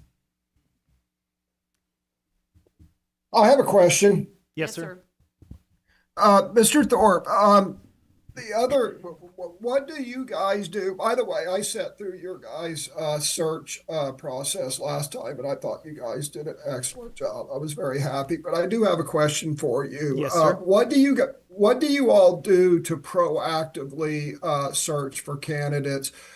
First, I can't think of the word. Passively putting stuff on job boards or whatnot. But let me restate it again accurately, because it's late here. What do you all do to actively recruit candidates by networks and stuff, rather than just passively posting the positions on job boards and sending emails out? Well, I spend a great deal of my time seeking out candidates. So I have a very, very always growing list of contacts of folks who are looking, and also an active list of folks who are not looking, but I think have sufficient experience and maybe would be a good fit as I get to know a board, who I'm constantly reaching out to, either by phone, email, even sometimes in person meeting with folks. That's in addition to the advertising that we do. But it sounds like you're asking what I do in addition to the advertising. Mm-hmm. Okay, thank you. You answered my question. Yes, sir. I had a That was Mr. Hensley. He's a board member. He's out of the country. So. Thank you for letting me know that. Yeah. It's a little awkward. Voice from above. right. But he's also Yes. the only member of this board who was here for the previous search. Got it. Correct. I was just going to ask about Yes, sir. your timeline. Yes, sir. The application deadline, that's a bit more aggressive than I guess the other firms that we saw today. In the window of time for community and staff input. So I guess my question is that deadline in yellow, is that something that we could, revise if we thought we needed a longer time for more community input, or Okay. Yes. I mean, the short answer is it's your search, it's your timeline. You Right. can make the application window as long as you want or as short as you want. I have started, we used to, historically, it would take us about 6 months to do searches, and we always advertise for close to 8 weeks. What I have found is that 5 weeks is perfectly, I've now done about 20, 22, 23 searches with about a 5-week window, and boards have been perfectly satisfied with that. However, if you want it to make it 6 to 8 weeks or even longer, you could. And the same is true for the community and staff input period. Right. I'd just draft something, but if you wanted to extend that, that's perfectly fine. It's really Right. entirely up to your I, board I to think it's decide because that. we're before break, and I think we're all feeling the Right. the lag there between. Well, and the this is break just to go by. I didn't Yeah. expect y'all to decide probably until even Right, January right. when you And were then, gonna and start. then the other question I had was, and I might have missed it, and I apologize if I did. For the community input, in addition to surveys, do you do conduct in-person stakeholder meetings? And you may have said that, I missed it, but if you could just No, describe it's that. okay. We historically we have facilitated forums, and the feedback that we've gotten, I still to this day remember doing the Winston-Salem Forsyth County Schools. We did, I think, 12 or 13 forums at various places all over the county, and the feedback that we got was that the community wanted it to be board-led and board-initiated. We're happy to work with you to figure out a way to do that so that you get not just good participation, but good feedback. In our experience, the community does not want the search firm or the okay. consultant who doesn't live there, worship there, buy groceries there, have kids going to school there, asking for their feedback. They want you, the board, and not just some of you, all of you there. And so I've found some strategic ways to work with boards to set up those forums where I come and I'm there auditing the form and making sure that I capture that feedback. But that needs to be, if that's something you're interested in, I can work with you to set it up in a way that can be as successful as possible. Gotcha. Yep, that makes sense. Yes, sir. Yep, thank you. So that was gonna be my question, Yes, because ma'am. I was under the impression it was only online or if you came in person, but what I took away from the first two presenters was that we as a board will learn a lot about what our community wants from that feedback. So if we're not getting it, do you believe that I heard what you said, that they're more ready to give it to us than to you, but do you think that they would hesitate in giving The, feedback? Yeah, that it takes away their, their confidentiality. I and won't name s- the district, Yes, but sir. there is one district where with a district with a very large population, where we advertised for a little over a month about a forum and advertised it at faith communities, on the local news, within the school system. About 4 people came. And we had translators there. What I would tell you is there is a barrier, and I'm sure it's discouraging for y'all, but there's a lot that goes into that. I don't think it's any one thing that prevents folks from giving you feedback in person or from having that really candid dialogue that maybe doesn't have anonymity, but maybe could have some real understanding. Again, I'm happy to work. I will say something we've done creative that has worked, just as an example, is there was a district that had something called board advisory committees, which was one board member that could meet with or schedule. They did it in the same way that they did committee meetings, the board advisory committee meetings, but it was just one individual board member, and they made it a really, really targeted meeting. Like, I'm just going to invite all of for example, if you're in a district, I'm going to invite all the principals and assistant principals in my district to have a meeting to talk about the superintendent search. And they would have really good participation, and folks would come to it and give feedback because it's a little less intimidating. It was a little more pointed. Those, for example, I have found to be really, really successful. When you have to notice the meeting, you know, when everyone's going to be there, maybe even the press is going to be there. Obviously, you have to coordinate the board schedule to make that work, and so that ends up usually being in the evening, which is not convenient at all for a lot of working parents or staff. Those just aren't as successful. Great idea. Thank you. Do you have like a type of rubric? I heard you mention a lot of time that, you know, it's the board's decision and you're not going to help narrow down. But do you have a rubric that helps the board to weed out and to get down to the best qualified candidates? That is a common question, and the short answer is yes, but it does depend on your board wrestling with what sorts of objective. Right. You inevitably use some objective criteria. You know, there's some boards that they've just, for example, I really want someone who has principal experience or has been a classroom teacher, even if only for a few years. That's really, really important to me in terms of an objective skill.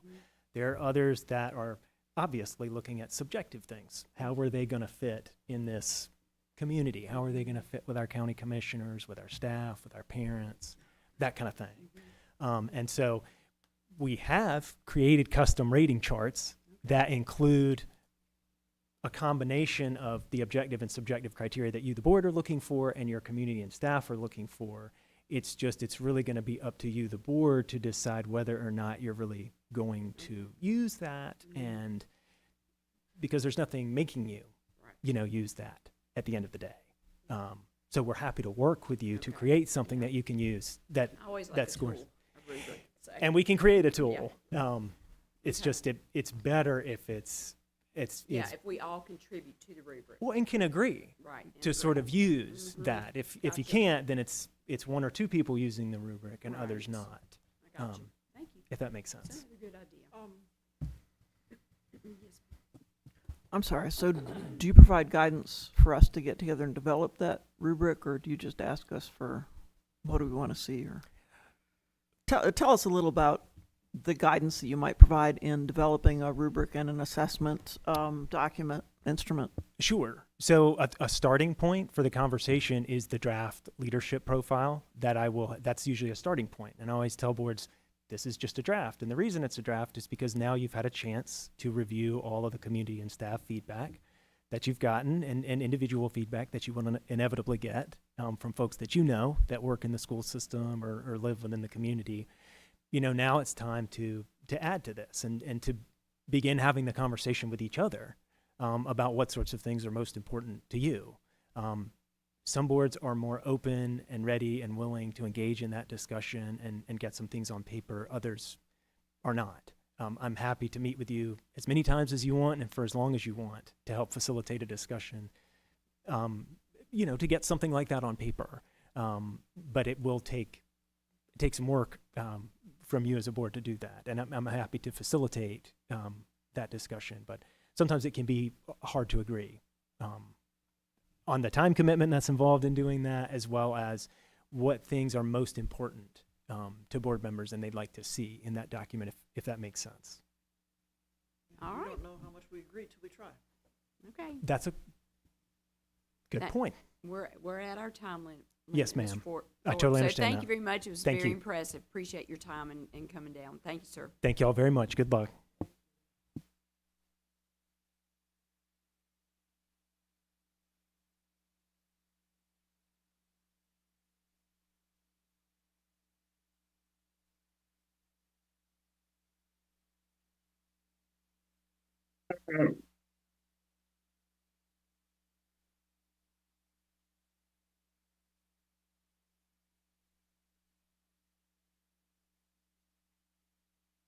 As Dr. Bill Adams is is vice president of HYA. He wanted to make the presentation, but he's on a flight right now.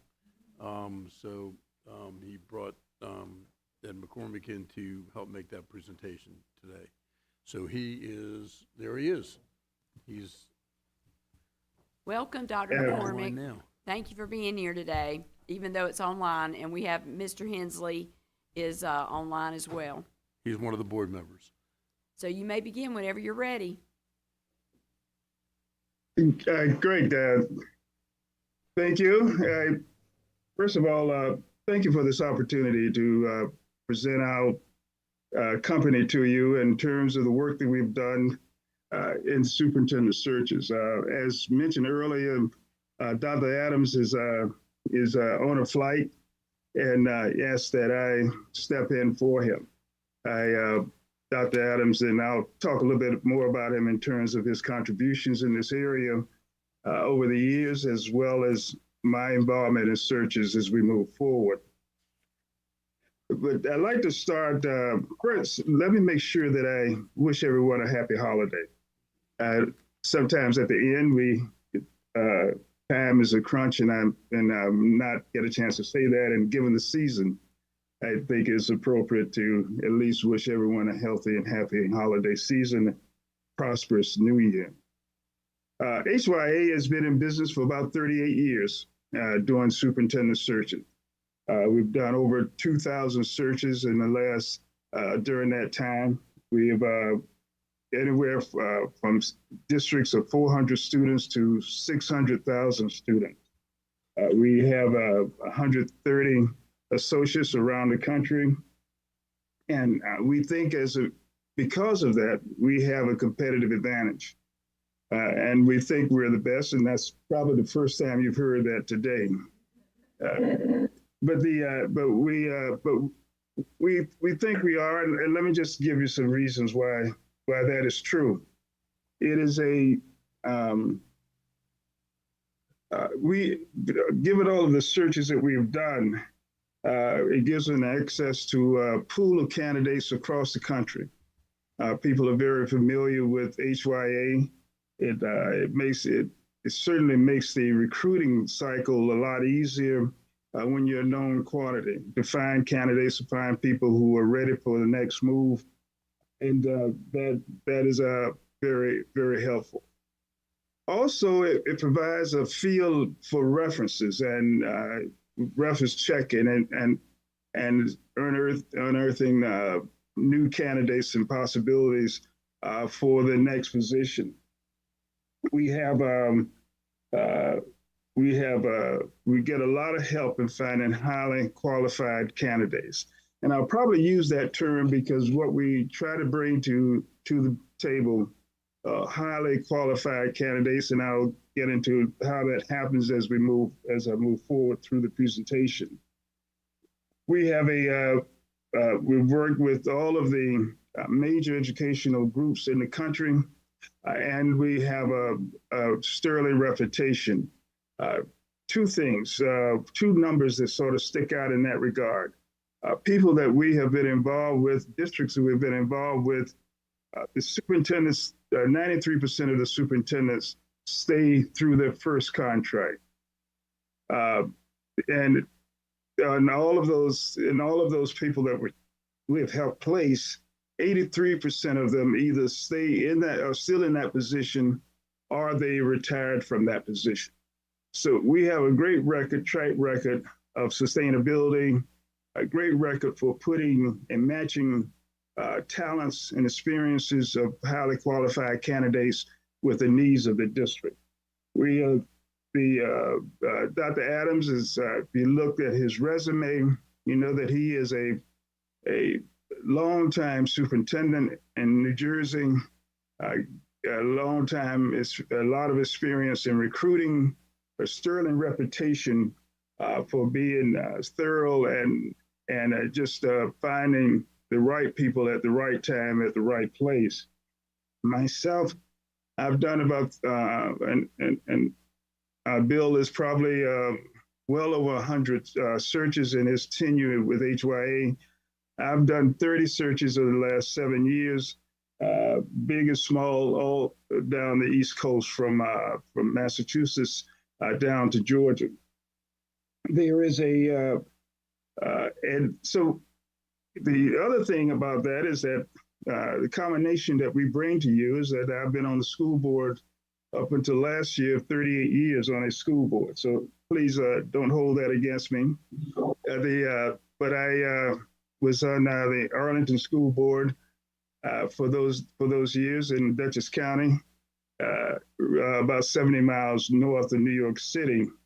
I served as president of New York State School Boards. I've served on the national school boards for a couple of years, and I've been involved in the regional and statewide organizations for a number of years. But the important part of that is that Dr. Adams and the superintendent and a longtime board member, we have it's an interesting combination. It's sort of hopefully we take the best from both worlds, and it helps us in the recruiting process. As I said, Bill and I have worked on a number of searches, and it's always a great synergy and an opportunity to take what his experiences as a superintendent and my experiences as a board member, and it's been a great combination, and we've been very pleased with the ability to do that. But so that is a team that you will have. Stacey Adams is also on the team, the third person who will do a lot of the background work, scheduling some of the focus groups, all of the focus groups, and will be the third member of the team.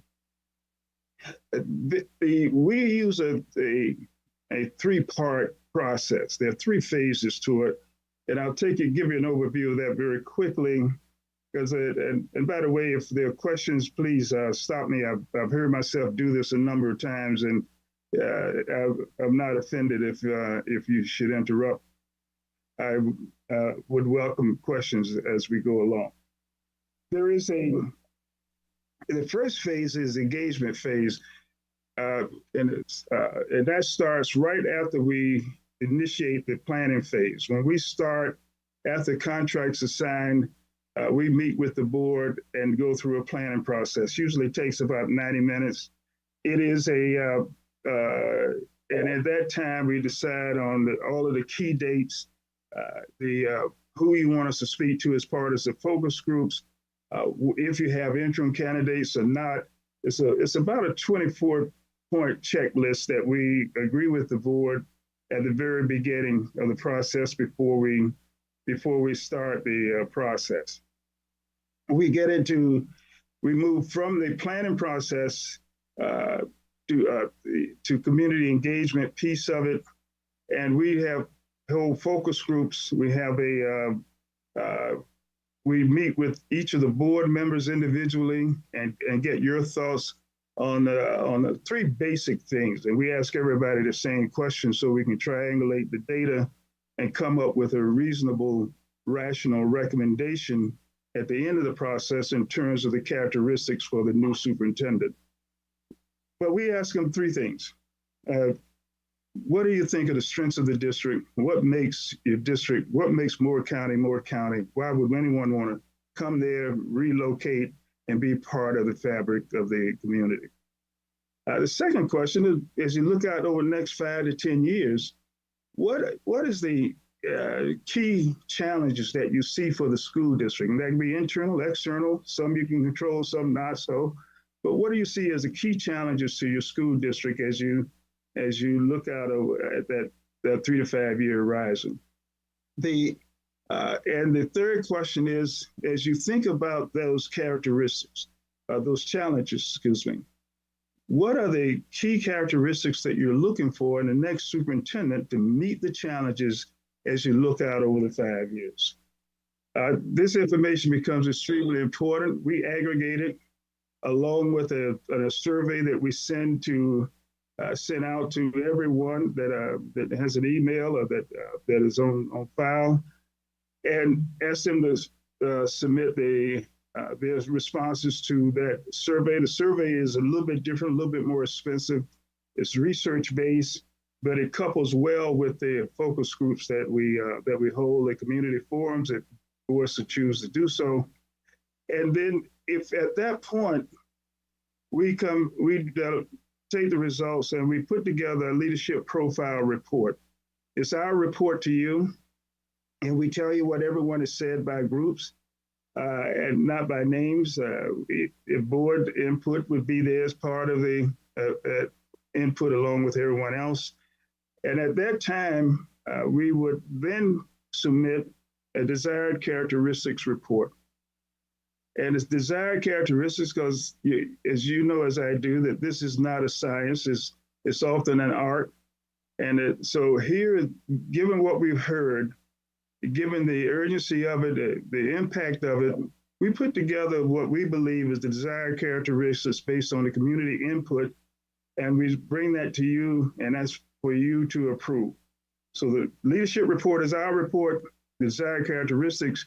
You have final say if you want to change it here or there and add to it, or if your view of the district is different than that, what we have perceived through our community engagement piece of it, you have a chance to do that. And of course, that is done in public. So once that is done, we're ready to move to the second phase into recruitment, and that's started with advertising. We have provided to you a template that says the advertising about $5,100, $5,200 or so, and we go to all of the major publications that impact education. Ed Week, for instance, NISCUS, a number of the others are listed. Some though, there's a free, very free and abundant advertising that starts as soon as we agree on the posting after the contract is signed. On our webpage, we have some 27,000 hits to the webpage every month of people looking for candidates, looking for jobs, and we list all of the open positions, whether we are doing them or not, on our webpage. So there's a lot of traffic, a lot of your name, your district would be there. So immediately, as we move through the planning phase, you would start to have the benefits of having that advertising. Now we've done all of the advertising, and we go out and we start recruiting. As I said, we have a cadre of recruiting people that if at the end of the day, if need be, I'll write to all 130 of our associates and say, here's a district, here are the characteristics of it. Have you seen any candidates or have any candidates to suggest? We also, because we have done over 2,000 searches, we have a lot of people who are in positions who know people and are able to help, that we get on the phone and make calls and do actively look for candidates. Because often what happens is that people who are ready to move are not just ready to move. And so it becomes our job to talk to them about the advantages of Moore County, the information we got back in the very first phase, and say that, this is something you want to consider, and bring it to their attention. And often that it ends up ending up speeding up their timeline for moving and going on to the next position. We have a network through NAPSI and ALAS from my national contacts. So we have a robust way of aggregating potential candidates and having a discussion with them offline in a very quiet and confidential manner. And that usually would be very fruitful. There is so now that we're ready, we have done the basic pieces of the recruiting. We put together, and let me just give you some hypothetical numbers. And I'm a bean counter by trade. Finances is where I spend most of my time. But I would expect that we would see about 35 to 40 applicants. In 10, 15 years ago, it would be 50 to 60 applicants at a bare minimum. But but we would see about 40. A paper review would bring us down to in the 20 range. And all of those 20, we would interview all of them and Google them and then put together a slate that we would bring to you of anywhere from 5 to 10 candidates with a recommendation for 5 of the top 5 that we have.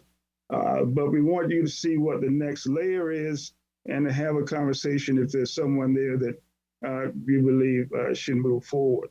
And that's sometimes it's an intense conversation. Sometimes it's very easy. But it gives you a full view of the candidates and the people that we looked at and the opportunity to review those. It's also, we use a portal. So from our application system, we set up a portal that each board member can go into the portal and look at the applications. Whether they're on vacation or wherever they are, just pick up their cell phone and pull up the information and do their review leading up to the first interview. So hopefully we have a final slate of 10-5 now that move into a slated position, and we set up the interviews for you. We set up mock questions.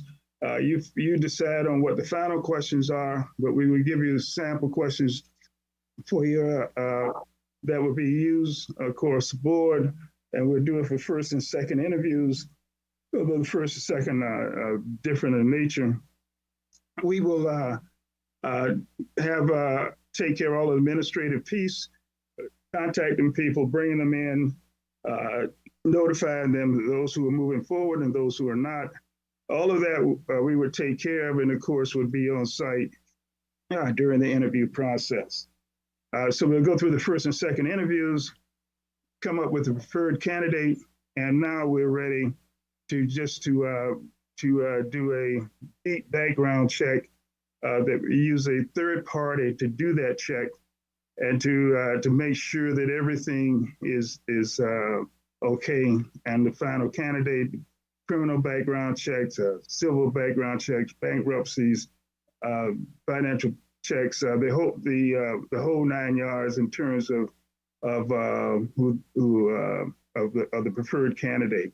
We would give that report to the board, specifically to the board president, and if it's clean, it's clean, and we ask you to handle it in a very confidential way because there's a lot of confidential information there, but it's a thorough background check for the final candidate in the process.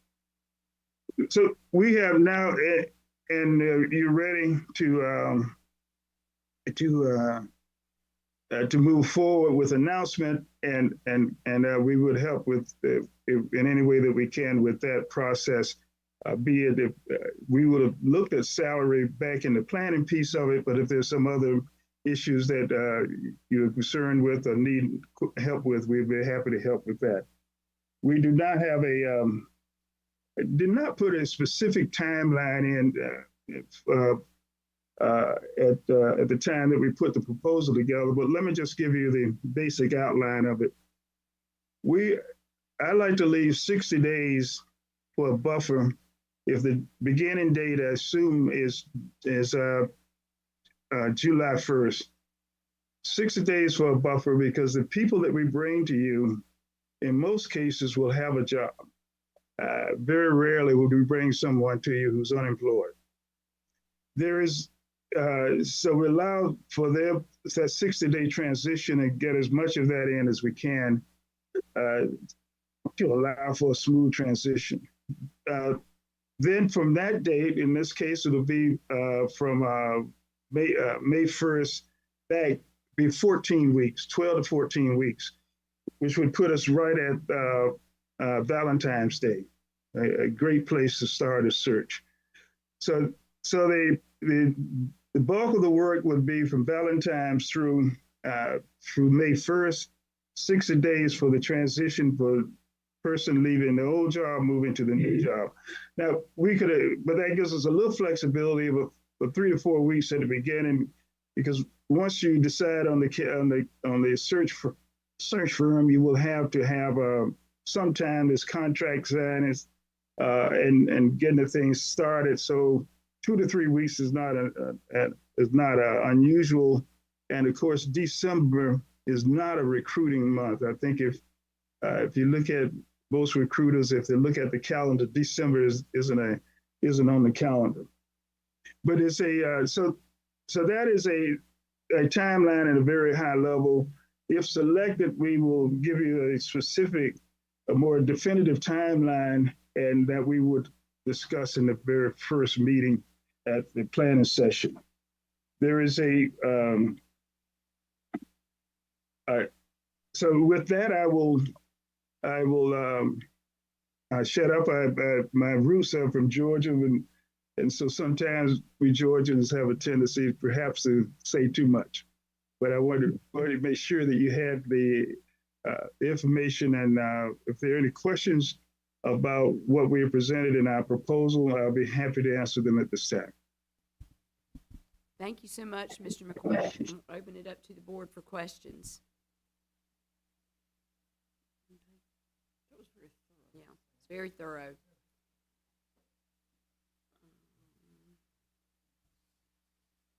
It's very impressive and thorough presentation. Our board members are thinking right now. Just take a second. Yeah. So I don't see a whole lot from North Carolina. I saw one from South Carolina. So your contacts will be available here in North Carolina as well. I was looking on the brochure and some of your references for that I guess you've worked with. It's in a brochure that I got with the December 2025 superintendent search proposal. It doesn't have a page number, but it's about halfway in the middle, yeah. The list of board members. You see a page number? I'm sorry, I didn't quite understand the question. Okay, I was just looking at your references. It's on, okay. Yeah. Do you have any references in North Carolina? No. And you can get back to me with that. We have not any, I think, in the 3-year window that we typically use. Okay, that's all right. You got one in South Carolina and Georgia, so they're next door neighbors. And quite a few in Virginia, but yeah. Hopefully this will be the restart of something good. And tell me a little bit about how you would get out in our community. Do you go beyond online surveys, or do you offer in-person opportunities for our community to share ideas? In person? Yes, we would do, the focus groups are typically in person. And we will have that chat with the board and determine that how many groups they want in person, how many is okay if we do them remotely. We have about 24 sessions built into the contract to do just that. As part of the planning piece, we would suggest a core group of people groups to talk to, but you have others. You live there, you know if they're Chamber of Commerce, Ministerial Council. There are a number of grassroots core people in the community that you may want us to chat with, and we're happy to schedule those in. Okay. We have but we're very active in doing that. It's done over a 3 to 4 day period. We have and the community forums we do in the evenings, although I've done some community forums in the morning to accommodate those people who work in the evening who may not be available in the evening, but are available in the morning. It is that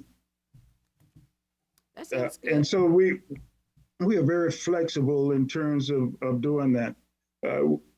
Quite frankly, we leave no stone unturned as it relates to the community piece of it. Because at the end of the day, we want to make sure that no one can come to the board meeting and say that they didn't have an opportunity to speak to us. So we try to provide a very comprehensive net to ensure that everyone has an opportunity to speak to us who wants to do so. Thank you, sir. I'm glad we brought that out. That looks like a little more thorough commitment to community engagement than some of the other folks we've spoken to. But I'm going to be very blunt here, because if we don't ask these questions, we don't find the answers. Your figure is a little higher than some of your competitors. So in addition to perhaps more thorough community engagement, tell us what you offer that is better than your competitors. Without doing a side-by-side view of their proposal, I can't answer that exactly. I think we have a more robust community engagement process than you mentioned.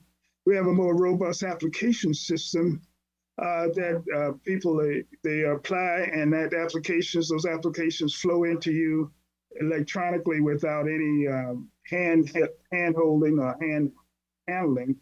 There is we have a portal system that we allow set up specifically confidentially for you to ensure that happens.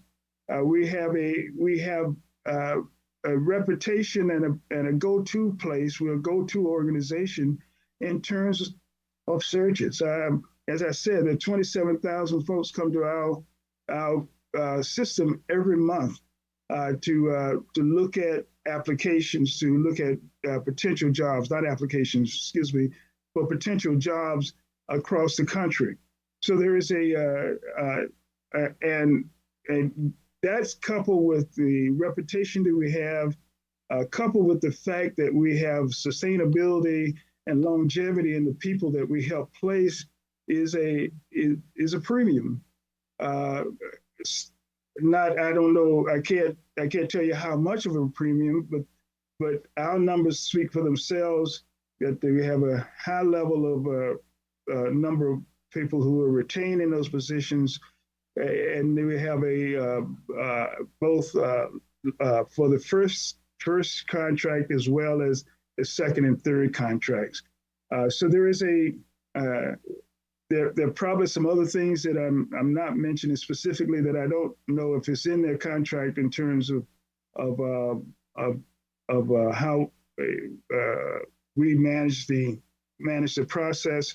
We have a central office that takes care of all the administrative piece confidentially.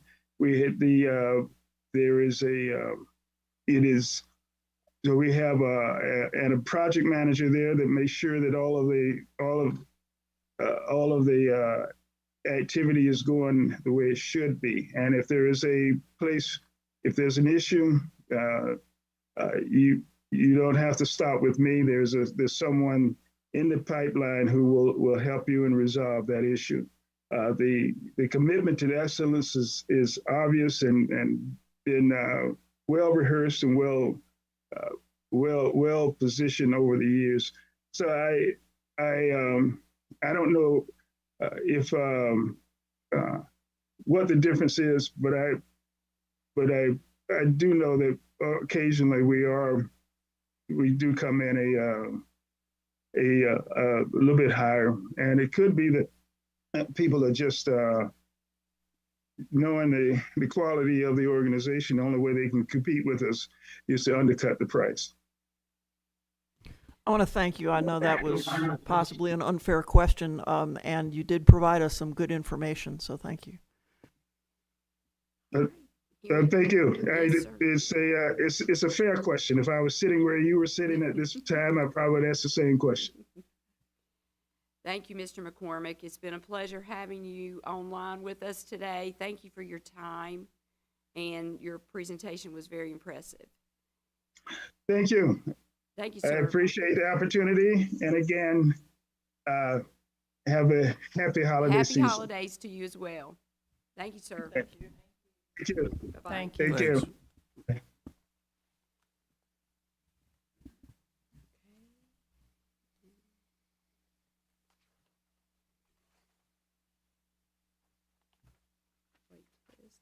There we go.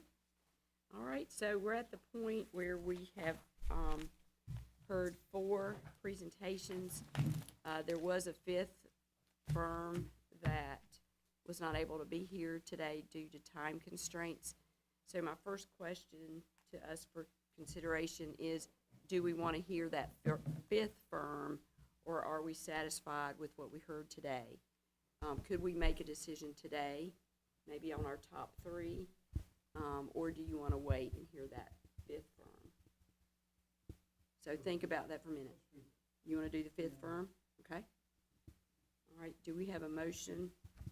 Oh, sorry. Yeah, we can talk. Microphone, Sorry. sorry. Thank you. You're always good to catch that, Ms. Davis. And I think once we've heard everything, I think we need another lag in there to really absorb what's been Okay. discussed. So I don't think that Okay. we're in an extreme rush to make a No. decision. Mhm. So that's just my Okay. input. Any other comments? Just not an extreme rush. Yep. Any other comments about waiting to hear from the 5th firm? I concur with Mr. Benway on liking to have some time to digest what I've heard and go back, now that I've heard the presentations, go back and look over the materials and so forth. So, recognizing that we do want to move things along, I would still like not to try to decide this evening. That's okay. Mr. Johnson, Ms. Davis, any thoughts? Mr. Hensley? Would you like to wait and hear the 5th firm? And it would be early January is what we're looking, maybe, maybe January 7th is when we could try to schedule that. Or in that week, that first full week of January, to hear a 5th firm. That would give us time to think about these, and then we could hear the 5th firm and possibly pick our top 3 at that same meeting. I think it's a good course of action. Okay. So I'll chime in. I mean, obviously, I'll go with the majority, but we have to hire a superintendent by the end of March, January, February, March. If we wait till February or January, that gives us 90 days. And looking at that timeline, I don't think we have the luxury. I mean, I think we need to hire a firm today, and then they can start lining things up and be ready to execute right after the first of the year. Because if we wait until our January work session, that's what, January 5th, I don't know, I don't have a calendar in front of me. We would hire a firm there, and then they would start getting their act together. So, when they would have to start, it's really going to set us back. They wouldn't begin the search till mid-January, end of January. Mm-hmm. Yeah, I tend to agree. I think I would still like to hear from the 5th firm, but I would love to, by the time we have our work session on the 12th, be able to potentially even meet with that firm to start the process, whoever we select. It's the 6th. The work session is Tuesday the 6th. Oh, I'm sorry. But this, this was kind of a special call, so I was thinking maybe the 7th, but we could have them on the 6th. So Maybe. I was going to ask if that was. Invite would be them an on the option 6th and then plan to make a decision. that evening, Plan to have kind of if not got everything before. organized in our minds so that we can take in information and make a decision. What do you think, Mr. Schwartz, with that timeline idea? You've got time to make the timeline work if you want to wait till the 6th, or if you want to, you could do, something between now and the 6th. I mean, I know you're hitting the holidays, but, I don't know what folks are doing on Monday, or if you could do it virtually, or school's closed after Friday, right? Yeah. I don't know if Friday's a possibility. You could recess this meeting, and you would not have to you wouldn't have a problem with the open meetings law if you recess this meeting to sometime on Friday. And I could find out if Rain Associates, that's the 5th firm, could be available then. Okay. That adds another, Could that be a fully virtual meeting, could it be virtual? potentially? Or do we have to have No, a present quorum? You'd have to have a quorum here. Yeah, but okay. So that would be the 19th. I'd be very happy to do that. I have physical therapy at 8. I missed physical therapy to be here today, so I would like to make my physical therapy on Friday. So if we could make it after 9:30. Is Friday a full day of school or? It's a half Half day, day. because we'll be at the I'll be, are you going to Carthage? I'll be at the faculty meeting at Carthage, at 12 o'clock, just for a few minutes, so we could do it 1 o'clock or prior to 12, as long as we can be there before 12, which Would 10 Friday o'clock work? afternoon, 10 o'clock? I would not be able to do before 1 o'clock on Friday. Okay. Yeah. So 1 o'clock is your 1 time. o'clock. Anytime after 1 would be okay in my calendar. How's 1 o'clock? Mr. Benway? What does that do with the staff? Yeah. And this, Yeah.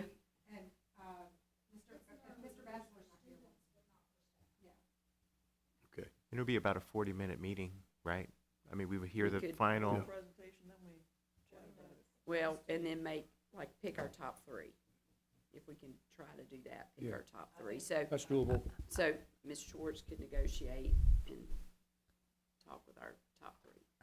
I personally think we should make a decision on Friday and not just a top Right. three, actually. Oh, okay. I mean, I would, Yeah, to okay. me, there wasn't much variety other than personality. Maybe there wasn't much variety, except for the North Carolina School Board Association that did mainly online topics instead of the in-person.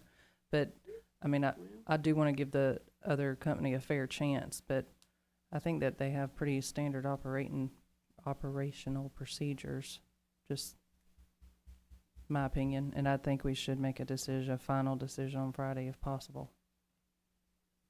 Is that too much for, I'm good with that. yeah? I don't have a personally, problem with that either. but What about- I'm happy to shoot for that. You know, I feel that there are unforeseen things that could slow this process down, and we have the ability to slow it down or not, so let's not slow it down ourselves.